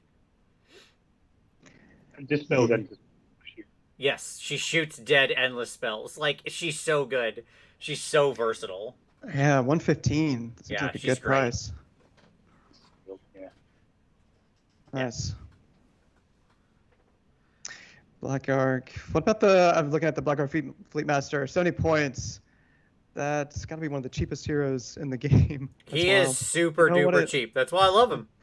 You know what what that one turns on instantly? You said it turns on battle line. What in Yeah, particular? sure. So if you've got the Black Ark Fleet Master, he makes Black Ark Corsairs battle line, which are another very cheap unit that has both melee and shooting potential. So like they are effectively replacement better free guild guard for the same price, right? Because they have a solid sort of ranged attack in there as well. So you know he's got some potential. You know, he is a Scourge Privateer. Like, that's specifically his thing. Because remember, all the Dark Elves got split into, like, 3 categories. Right? He also makes Scourge Runner Chariots battle line. Which I quite like a bit as an interesting mobile unit we'll talk about later on. But they are 1 for 80. So, again, if you're just like, he is Mr. Cheap battle line enabler. Right? Him plus 3 chariots or a couple tenors of Black Ark Corsairs, you can get your leader and all your battle line out of the way for like almost no points with him. Nice. And it just enables you to go play with other crazy stuff, right? Like if you were going to try to do something nutty with Living Cities and you really wanted to bring in Alariel, or you're trying to sneak Teclis into a list somewhere or whatever, you know, through Settlers Gain. Like, if you have those god models, he can be a great way to just, like, sneak all the requirements out fast. It's like, almost, basically, like, 300 points. We're done with that. Now I got 700 points to build my army. Yeah, sweet. Gary, are there any other heroes that stand out to you? I mean, Vince has got the mainstays, apart from that Fleet Master, that I always hear about. Any others stand out to you? I mean, the other thing there's one, and there's one caveat, I suppose. The Battle Mage, I'd always say, should at the moment be Gur, by the way. I don't know if we're going to go into the minutiae of the different types, but the Battle Mage should be usually a Gur mage in most cities listed at the moment. But the other one beyond that is actually the Nomad Prince. Yep. I thought about it. Explain the Nomad Prince. He's one of the few Wanderers things that's still really interesting. Yeah, I've got it here. I mean, obviously he starts unlocking, certain kind of Wanderer stuff if you're going to build your list around it. And he's actually quite decent combat profile-wise. I mean, that's not why you're taking him, but he's still 4 attacks, 3s and 3s, rend 1, damage 2. A 3-up save, which is quite important. So he's on that magic 3-up, even as a little hero. Most little heroes are usually 4. Right. But him being on a 3 is quite useful. But he's also got quite a nice little bird ability where he can just get bird to parry things. So you can give enemy units -1 to their casting, dispelling, and unbinding rolls, which is fairly rare. And he's got a fairly good aura command ability that gives +1 to all Wanderer stuff. For something silly, is it just like 110 points, something like that? He's very cheap. Yeah, the Nomad Prince is 110. Yes, correct. Yeah, 110. Yeah. So he's got a very good ability, a pretty good combat profile, a very good save, and unlocks if that's your thing, the Wanderer's battle line. So and what are they called again? The kind of spear guys. What are they called again? Eternal Guard. Yeah. Eternal Guard are actually fairly decent. Again, maybe a little expensive compared to maybe your genuine chaff, like your Guard or your Dreads. But again, you're getting a fairly good combat profile with it's almost like a free all-out defense most of the time as well. So on three up saves without really trying. 2 up, cover, but obviously never kind of exceeding the 3 up. But they're just very resilient, and you've got the Sisters of the Watch. So you've got some more to do shooting as well. It's quite a nice little package, and he's the kind of key that unlocks all of it. So I quite like. I don't think he's probably tippy top competitive, but it's not a bad shout at the same time. Yeah, if you're trying to take a foot general to unlock the sort of the adjutant and the bodyguards, so you can bodyguard your general and get the extra command points and all of that nonsense. In cities, you're always making this decision first of, am I using all of my allegiance abilities or not? Because if you take a big monster hero, you just shut off that whole part of the book of your bodyguard unit and your adjutants and all that to get the shot at the extra command points. But he's actually a hot pick if you are, because he's relatively durable, right? So whenever you make a basic foot hero your general, it's like, okay, well, now I'm risking something. But being on a 3-up, and as well, like that harrying bird of prey, I don't want people to sleep on this. It's a really good ability. Like in your hero phase, you can pick one enemy hero within 16 inches of this model. Until your next hero phase, subtract 1 from casting and dispelling and unbinding rolls for that model, and subtract 1 from hit rolls for attacks made by that model. So -1 to hit and -1 to all their casts. On the big, like, people love big monster hero casters. Yeah. And smacking them with a -1 to everything they care about for nothing, like an automatic ability. He just goes, just get them. Right. Just like the obvious, the Shadow Queen, any way that the Shadow Queen is staring at a -1 to hit can really hurt.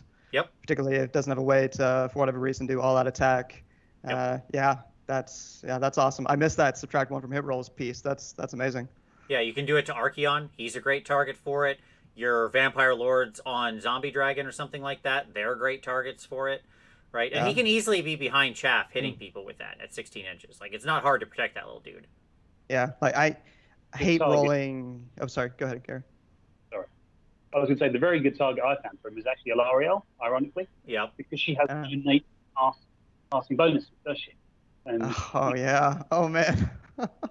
so she's a 3 caster, isn't she? With no innate bonus. So that is, and again, most damage is combat damage, really. So it's she's not like a massive spellcaster. So that completely annoys people. Yeah. But you can also do silly things like take him in living systems, and you've got other defense buffs, items, and command traits in there as well. That actually makes him actually very genuinely tanky. An extra and a save. And also, I think that the item actually gives his damage on his weapons an extra point of damage. So he actually becomes genuinely kind of quite the little ballistic missile going around the table. I think it's called Artsons. That sounds right. Yeah, Living City. I think they do have an artifact that provides +1 damage. Well, there's a rune characteristic. Pick bears melee weapon and melee weapon. Improve the rune characteristic by 1. Yeah. Add 1 to saves that target the general. In addition, add 1 to wound rolls. There we go. Wound rolls with attack mini weapon. So again, you can make him tanky and hitty for the low price of 110. Yeah, he can do a lot. That's It's sweet. a great shout. Yeah, the Nomad Prince, I think, is another underrated hero. I think people sleep on him, but again, he can play in a lot of different ways. He's got potential. I dig the dude. Yeah. What about an assassin? Okay. So, Gary, go ahead. I was going to say, with a Saint's Blade, maybe. Yeah. Yes. The Saint's Blade being the one that gives buffs if you're within range of an objective, which you can be because you can pop out any unit that happens to be your objective. But as again, another thing, as you'll find with this book, a lot of the time, it's what he unlocks as well. He can unlock Shadow Warriors as battle. He does. He unlocks Shadow Warriors' battle line. Yep. Oh, wild. Really good. So yeah, he's actually not bad either. there's very little things that you can't make a case for it. There are some. Mm-hmm. There's always a corner case where you go, oh yeah, but he can do this, and you could stick a wedge in there. Right. Right. Yeah, I don't rate him too heavy, but he is cheap. He's interesting because he makes Shadow Warriors battle line. He's just interesting because you're going to start him off table effectively because he's hidden in a unit, right? It's like because he's not on the table. It shuts off some things, right? That you might otherwise want your general to be around for. Oh, sure, right. So yeah, he's tricky. Honestly, I'd take the Fleet Master. Okay, save that 10 points. All right, let's talk troops. We've already talked about a lot of these troops, but I mean, there's lots of potential troops that want to be power pairs in this book. Drakespawn Knights, we've talked about him a lot already. I stand behind him. Great power pair with the Dreadlord on Black Dragon, but honestly decent enough anyways. Like, you can have the Black Dragon or not. I think they can still do the work they need to do. You've got Phoenix Guard, which we already talked about. Again, having a bunch of troops that are, with their anointed around, either on foot or on the birdie, suddenly becoming immune to battle shock and having a 4-up before any kind of other buffs get applied is very strong. Like, having a built-in 4-up ward is obviously good. Adoy. I don't think I'm breaking new ground here. Okay. Free Guild Outriders. Let me make the case for these bad boys. So the way that the Free Guild Outriders work is each of them has their little repeater handgun, which is D3 attacks each on 5s and 3s, which I know sounds scary, but stay with me. Okay. At neg 1 to hit, 5s and 3s at neg 1 rend 1 damage. Okay. However, you add 1 to the attacks characteristic of the unit's repeater handguns if they're not within 3 inches of any enemy units. So now it's 5d3 plus 5, meaning you average 15 shots out of the unit. Okay? Now, because it's pretty easy to give things +1 to hit in the current edition, and I run them with a Huracanum, the Huracanum will often drive up. They'll sit at the edge of the bubble, right? Because they just need to be tippy-toe in the back of their little cav bases into the bubble. They have a 16-inch range on their shots, which is quite far. If I need them to operate independently, they do have a champion. Okay. By the way, the champion can take a special gun. You never take the special gun. He just has the same gun as everybody else. Okay. So they can run out there, but importantly, this unit can run and or retreat and still shoot later in the same turn. So they have built-in run and shoot and built-in retreat and shoot. Okay. Sweet. So if, like, in Tempest Eye, where I run them, on the first turn, right, their base move is 15 inches. Tempest Eye has +1 to run all the time, just built in. The unit has +1 to run built in because of their trumpeter. So now you're +2 to run rolls. Okay. So your first turn, you can run a unit of these bad boys out there, right? 15 inches plus a d6 plus 2 with a 16-inch shooting range. Okay. Pretty good. So they can get there. And, they do work. Like, they end up being, if you keep them in the Hawkeye bonus, then they end up being like 4s and 2s. Neg 1 rend. Yeah. How are you usually finding yourself using them? Are they usually run up, front line, chaff, that's going to get some shots in? Maybe one of them will pop off and unleash hell, redeploy them? Or so are I you usually sort of use them, flanking? 2 of them exactly as you're describing. Like, I run 3 units of 5. 2 of them are exactly what you described, right? They kind of move up their frontline chaff. They're there to die. If they don't die, then they retreat out, and lucky day for me, right? Yeah. One of them ends up being like a hairy unit that runs around and shoots at sort of maximum range or something, and that's the one that takes the all-out attack. right? Because they ran Mm. out of the Hurricanum's bonus. Gotcha. And then the Azeros is always trying to be there, giving them reroll 1s to hit. Oh, yeah. Okay. Like, fully buffed, they're on 4s, rerolling 1s, 2s, -1, 1 damage. For how many points? To threaten small characters, right? Yeah, exactly. Yeah. Like, they can do the work. And as I mentioned, they are Battle Line and Tempest Eye. They're 110 points for 5. Okay. Yeah. Pretty good. Yeah. Interesting. Yeah. Yeah. I think I've mostly just played against the Pistoliers, like probably everybody else. I don't even know if I've played against Outriders before. Maybe I have, but yeah. I stand these guys. They've done nothing but good work for me. They're nice because they end up being a lot of shooting in this army can end up being like kind of big hit shooting, especially in the way I have it built, where it's where I don't have a big unit of Iron Drakes. Right, I have like an Ironclad. That's a lot of like big hit shooting or stuff like that. Sometimes you need just like peppering, right? Yeah. And they're like good peppering. If you just roll up all like you do have the ability if someone's dumb and just moves into the middle.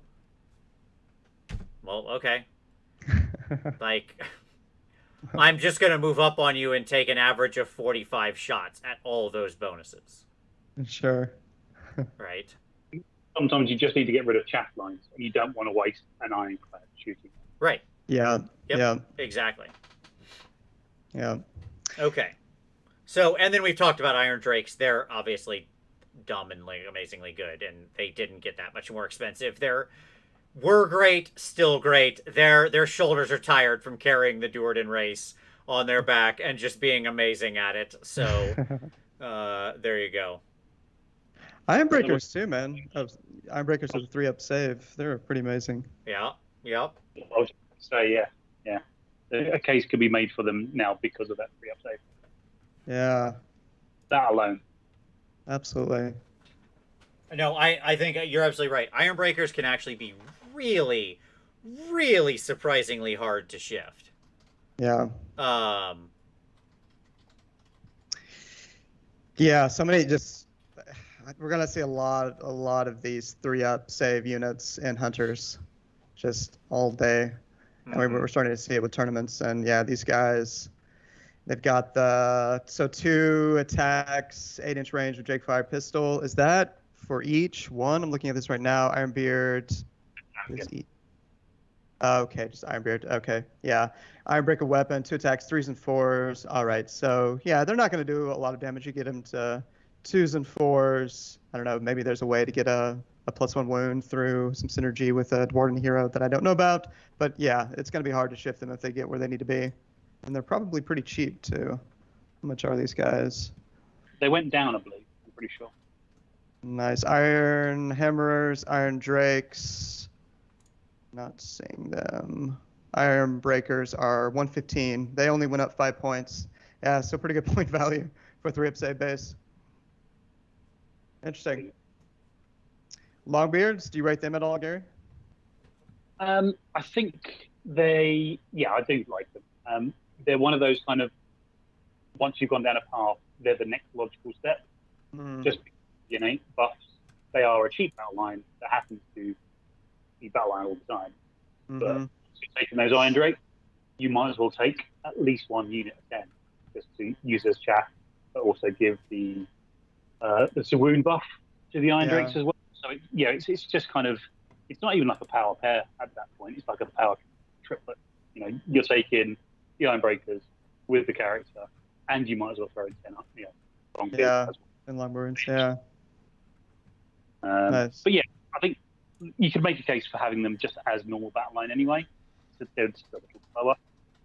I personally prefer Red Spirit myself. Again, especially if you keep it dwarf theme, they're perfectly fine. And you can even take them with, if you really want to, you can really, they get the shield wall rule.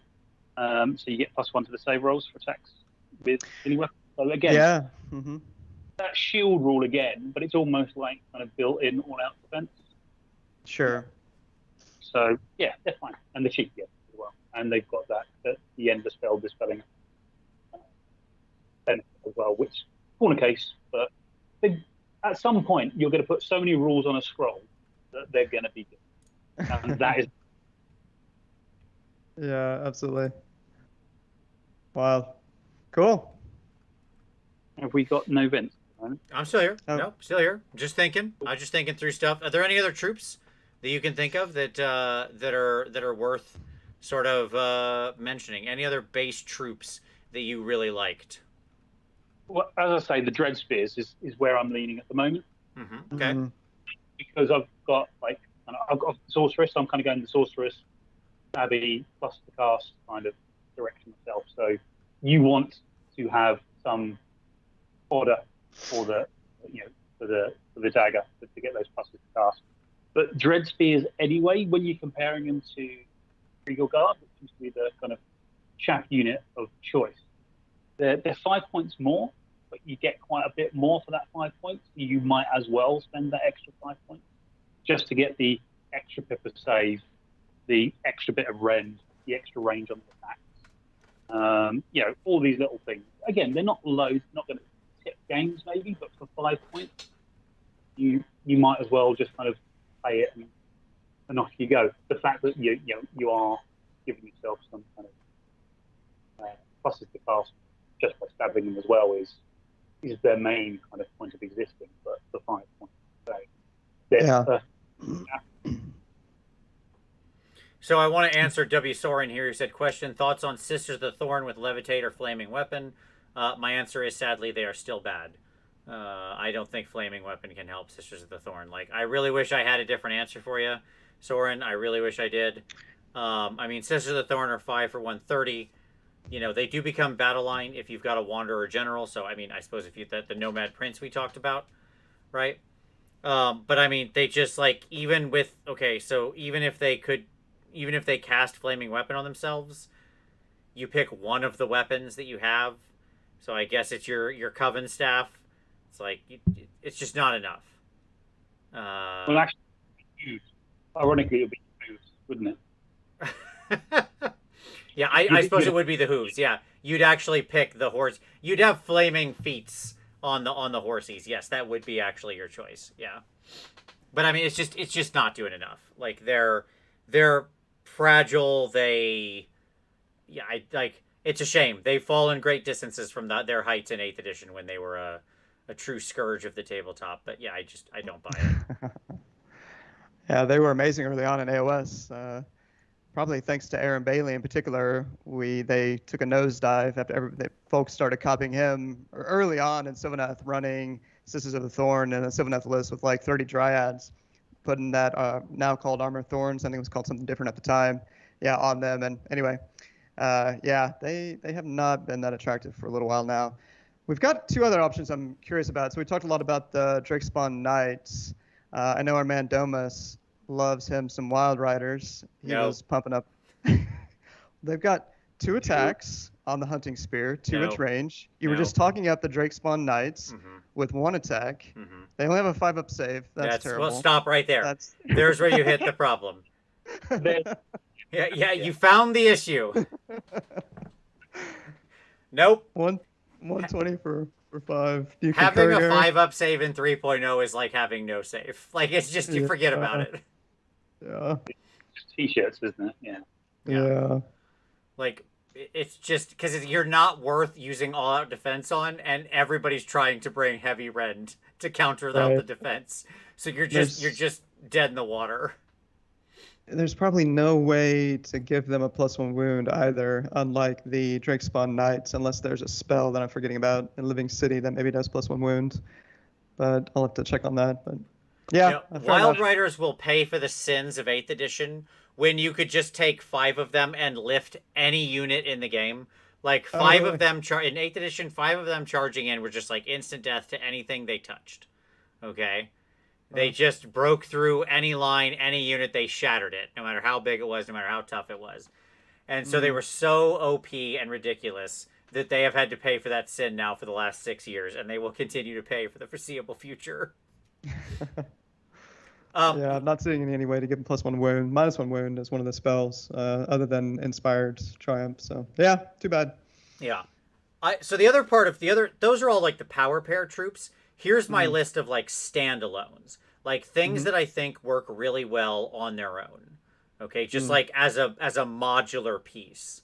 So Shadow Warriors, gyrocopters, or bombers. By the way, I think they're both fine. Gyrocopters, especially who just randomly decided to get the elite keyword. So I guess you can use command abilities on them for some reasons. Sure, why not? Demigryphs and Scourge Runner chariots, all of which I stand all of these. I think they are all valuable.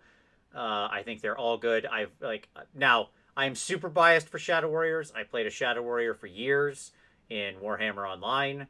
That was my on the order side. That was my dog. They were the worst class in Mm. the game, and I wouldn't stop playing it. So tells you where I'm like.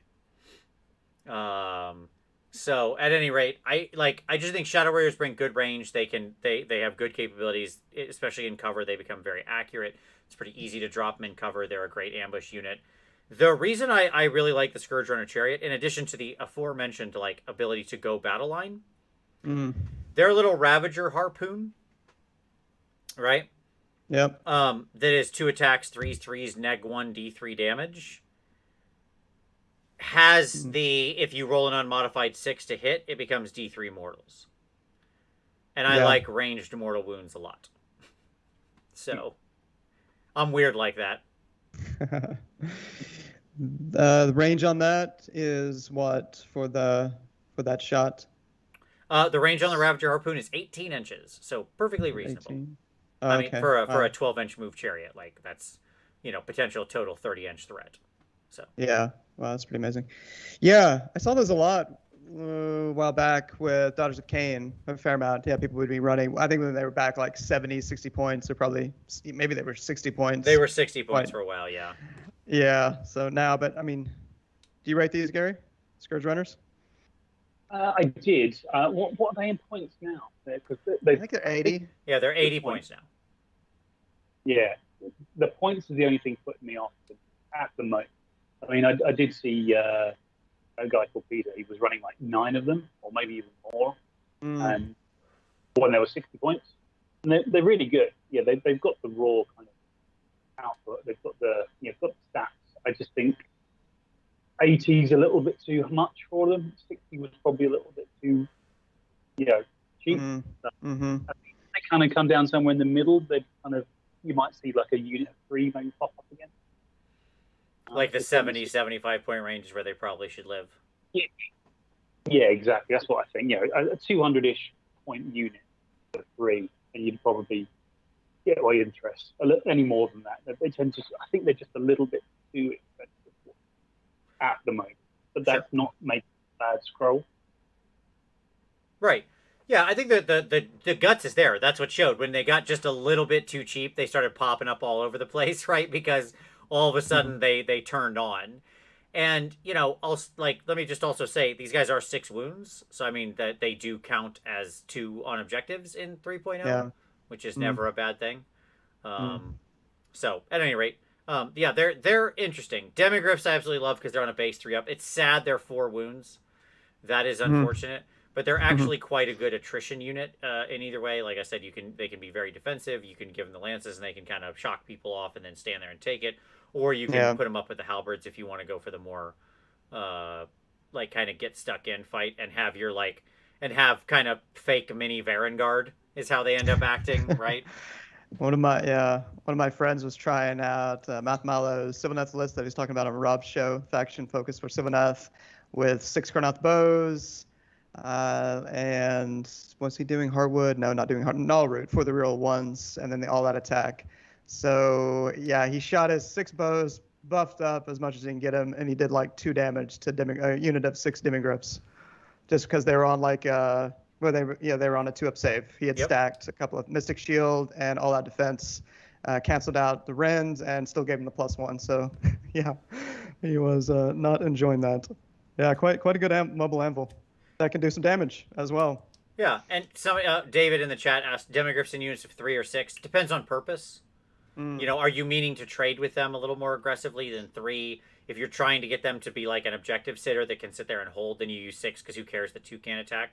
They're just there to soak up wounds and be on a 3-up save, so it's fine. The new coherency doesn't hurt them that much when they're just meant to literally live, right? Yeah. That exists. Yeah.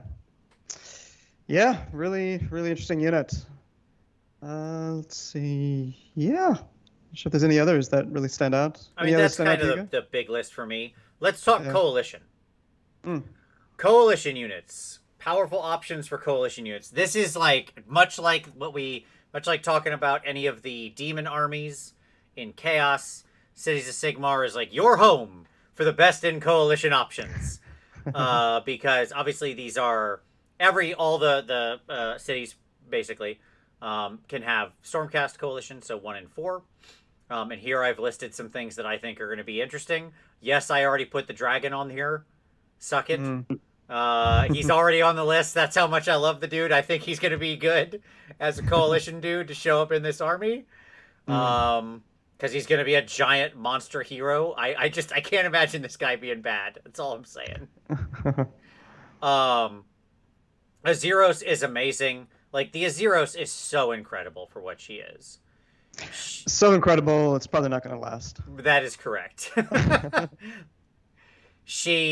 The fact that she could give reroll 1s to hit to a massive radius, that she can pop mortal wounds in a big aura that are even more damaging against demons, that she's so fast because she's on like a 12-inch fly move, that she's got a 3-up base save. You know, like she's a rock star in Tempest Eye, where in turn 1 she's getting the free +1 to save and moving 15 inches. Like, all day, all night. I'm in for this. I already talked about my Venator tactics. I quite like the Venator. So, you know, in for that. And then Yndrasta. Like, Yndrasta's a real standout as, like, a coalition to show up in any city, anytime, anywhere. Just ready to rock and roll. Fantastic in living cities with that spear, because she can throw and float so easily. Yeah. Well, you could really... She works... Oh, sorry. No, go ahead. I was going to say her ability actually specifically works on order, not just Stormcast. Yep. So the Battle Shock immunity is just a great ability at the moment, and it works in a city's army. Off the cuff. It's there, ready to go. You don't have to do any jank. It's just designed to almost be used with cities specifically. So yeah, and for 300 points, she's just another one of those. You throw enough rules onto a war scroll, it's going to be, 300 points is a steal. Yeah, she's great. Any other? I think that when we get the new Stormcast book here in a couple weeks, there's going to be a lot of new options on this list. Let me just say that. Oh yeah. Put Vindictors on there now as well. Sure. That's the other one. Just because they do what the kind of elite infantry in cities should be doing, but to do it better. So your great swords, your things like that. The kind of to kind of do mortals but sit there and survive. Vindictors just do that better, and with 3-up save, and right. 2 injuries and more wounds for basically the same kind of points. They are just amazing as well. I would say that in my list, it's probably going to have 15. You have 15 of them, if you can, 15 or 10, depending on how the FAQ goes. If Schrodinger's battle line turns out to be true, yes, then you can have 15.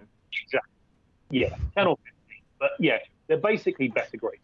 If you want to have that kind of rock in the middle of your battle line, with a Lancing guy behind as well, just rocking a 2-up save, just pick up with no points or abilities. Yeah, no cast, no issue.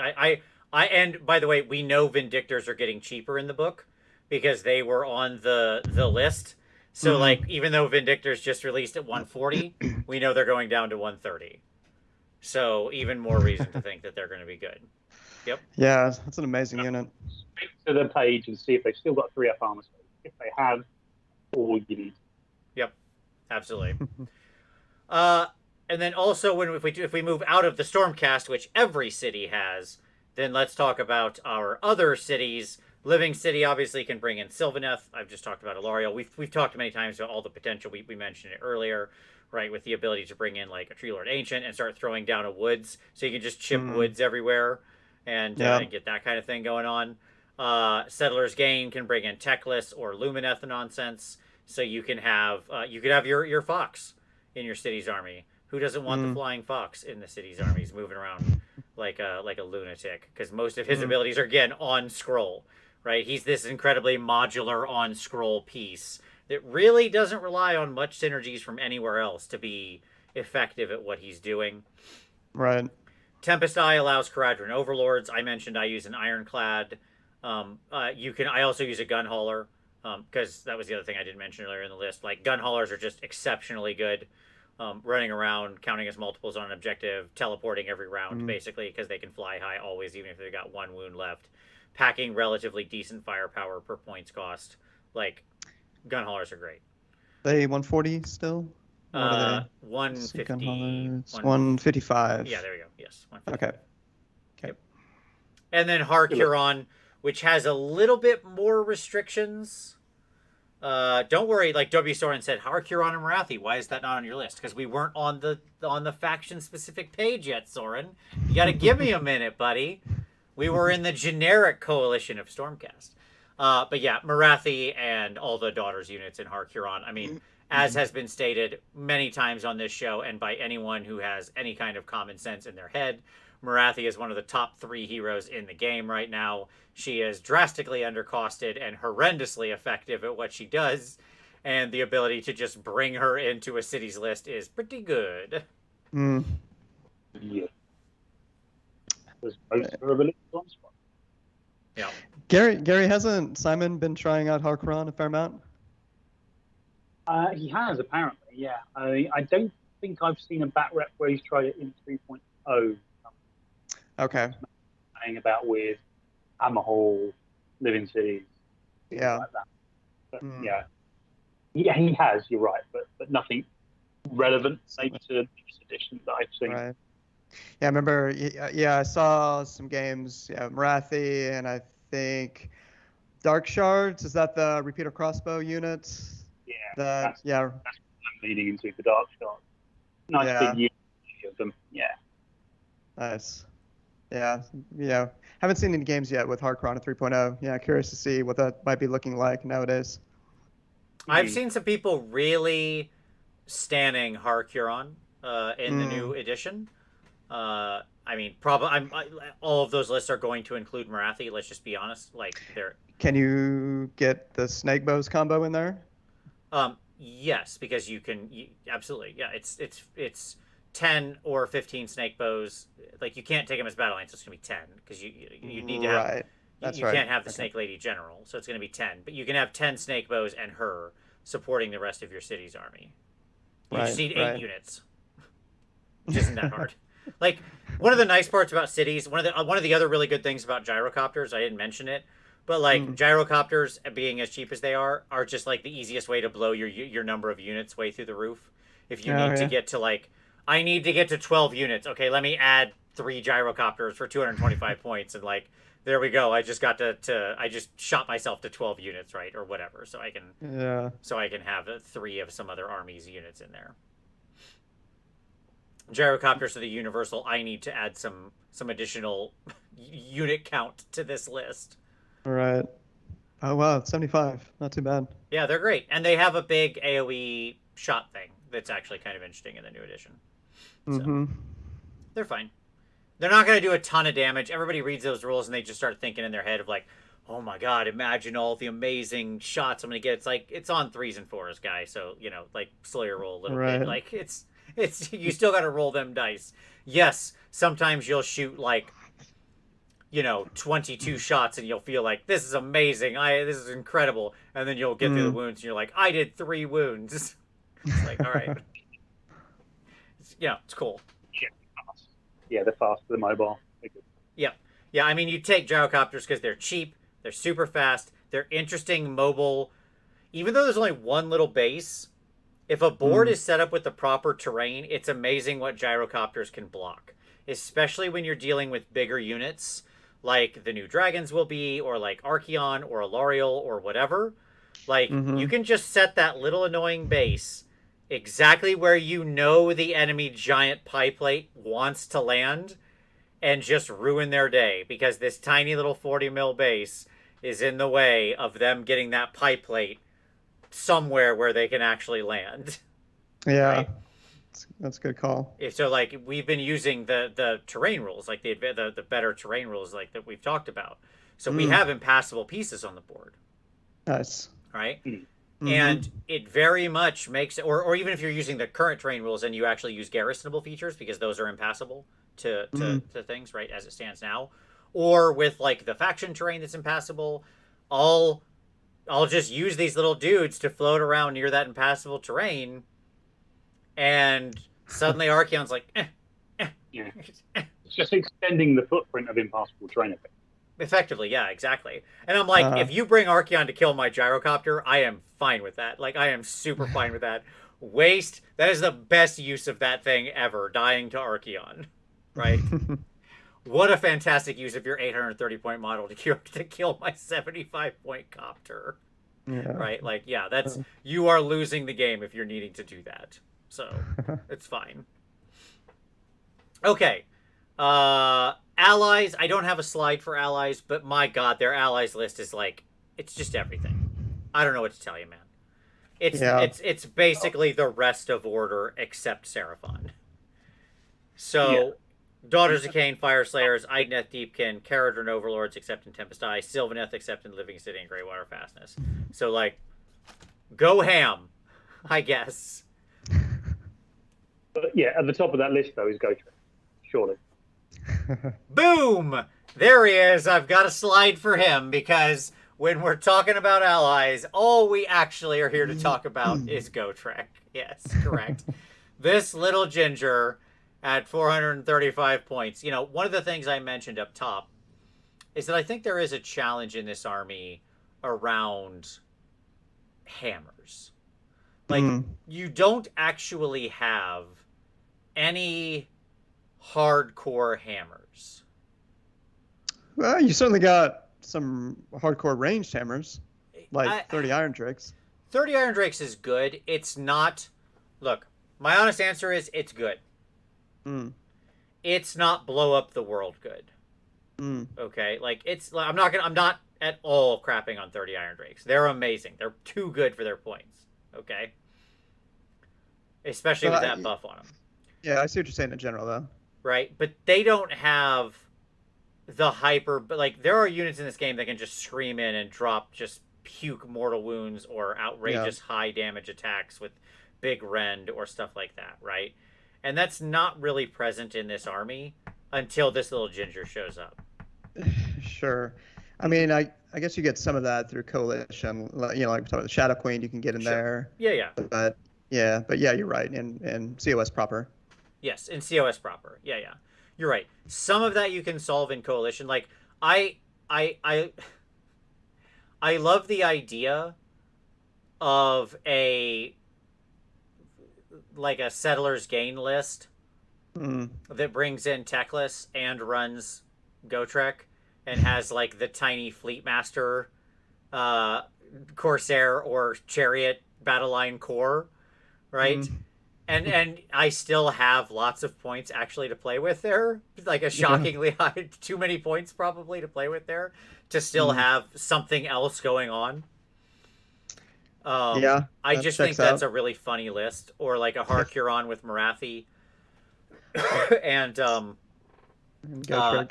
and Gotrek running around. I've seen way too many dock lists already starting with Marathi, 10, 15 snake bows, and Gotrek. Sure. And you can still figure other battle line, and you're good to go. Yep. Stupid. Huey asked, I thought Marathi was 2 slots, so if you want the snakes, you need like 12 units. Yes, that's correct, but that's fine. Like, again, it's really easy to get to 12 units very cheaply in Cities. Like, it's not hard.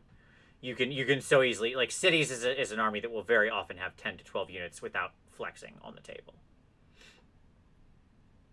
Yep, Gotrek. He's too good. Please increase his points by at least 100. Thank you. Yeah. I think you can't just slap him into any list without thinking about it. Sure. Sure. I personally think he goes in Hammerhall. Okay. You can make arguments for others, but you can't just pick a city at random and just swap it. I think you've got to have a plan with him because he is slow. So you've got to have some kind of plan, even if that plan is he's going to just move his 4 inches plus a run and deal with that part of the board while my army deals with that part of the board. Yeah. I like him in Hammerhall just because of the spell in Hammerhall, the fly. There's the fly spell with unlimited range, so you can you can just stab a dread spear at the back of the board, unlimited range, out of range of dispel attempt, Right. and just go by the way, Gotrek flying over the screen, and off it goes. You can also Gur Battle Mage him, which you mentioned earlier, because the Gur Battle Mage can give +2 to run and charge, and he can get targeted by that. Exactly. So you've got to have. He is 435 points, but you're almost spending another 100, 200 points ish on kind of enablers for him, I think. So you can't. Yeah, it's not just a kind of I bought Gotrek, therefore I win. Sure, absolutely true. One general question for you guys. We in our challenges show, Gary, we talked about the power per square inch concept events you've had for a long time, and how we have the average has been lowered now. Excuse me, on the number of objectives. So like GHB 2020 was the highest average in terms of objectives per scenario that we had. Now we've lowered it quite a bit. In my mind, that has quite a bit to do with the challenges presented by these powerful individual pieces or powerful units, with Gotrek near the top of that list. Do you think, how much of that is the challenge with these kind of pieces, that we have so many more missions with basically 3 objectives? Yeah, exactly. And but it's smaller boards as well. It's not just that. Sure. Right? It's in a smaller board, and a full move is suddenly a smaller percentage of that board space, so he can get to where he needs. A viable tactic previously in 2.0 was, well, I'll just stay away from it. Yeah. And now you can't really do that, or you can do it, but it's not as easy. Yeah. If you're funneling these enablers into it. But yeah, it's a definite thing to worry about. I think that's where the power of, when I say God models, he's in that kind of class. That's where these God models are shining in the early days of 3.0, is the fact that they don't have to be everywhere. They only have to be 1/3 of the battle. And the objectives are so close to each other that once they've dealt with that objective, it's just one movement phase away to get to the next one. And pick everything off that one as well. So in a 5-turn game, they dominated 2 objectives with an outside chance of even doing the 3rd one. With no. And again, Gotrek just does that extraordinarily well. And importantly, I think Gotrek is the thing that gives the Cities army the ability to compete with these other goblins. Right. There is a distinct chance that you play Archeon with a Cities list with your normal sword, and you won't do anything. That's a good point. Yeah. You take your Gotrek, and I mean, I was talking to Mark the other day about this, Mark Wildman. It's almost like there's 2 games at the moment. There is the games where you're playing 3.0 with no God model, and have fun, and it's great. But then there is the games where you have God models, and you both need to have one, because otherwise it just slants, and it becomes like you're playing 2 different games. Player A is playing God model 3.0, and player B is playing non-God model, and the mismatch is just terribly apparent. Just the Cities, God model to kind of, if you're going to be playing that kind of game, that's your bid, that's your stake, that's your kind of. And again, I suppose you can do Marathi as I say, and that's why Cities, we can do checklists. There are other options, but I think that's why Cities are strong, because they can suddenly go, oh, do you know what, I'm going to do this. The meta's swinging, I'll do this. At the moment, I think Gotrek's the best one, just because everything's kind of pointing due kind of Nagash or Archeon at the moment, and have has a stake in that game. You know, I just got a good stake. Yeah. Yeah. I agree. All right. Well, there we go. That's Cities. Like I said, I'm excited because I'm excited enough. I'm taking them to a tournament, and it should be really fun. We'll see how it all works out. I don't have Gotrek in my list. I thought about making a little cyber Gotrek, but I decided against it because I'm a better person than that. But at any rate, thank you all so much for watching. We hope you enjoyed this talk about Cities. If you did, hey, why not hit that like button? It's so easy. It's so fun. And all your friends will think you're cool when you do it. So you should do that. Hit like, subscribe if you haven't already. Obviously, Gary, thank you so much for being on the show, buddy. Really appreciate you coming. Tyler, as always, a pleasure. For all of you out there watching, thank you so much. As always, we'll see you next Wednesday.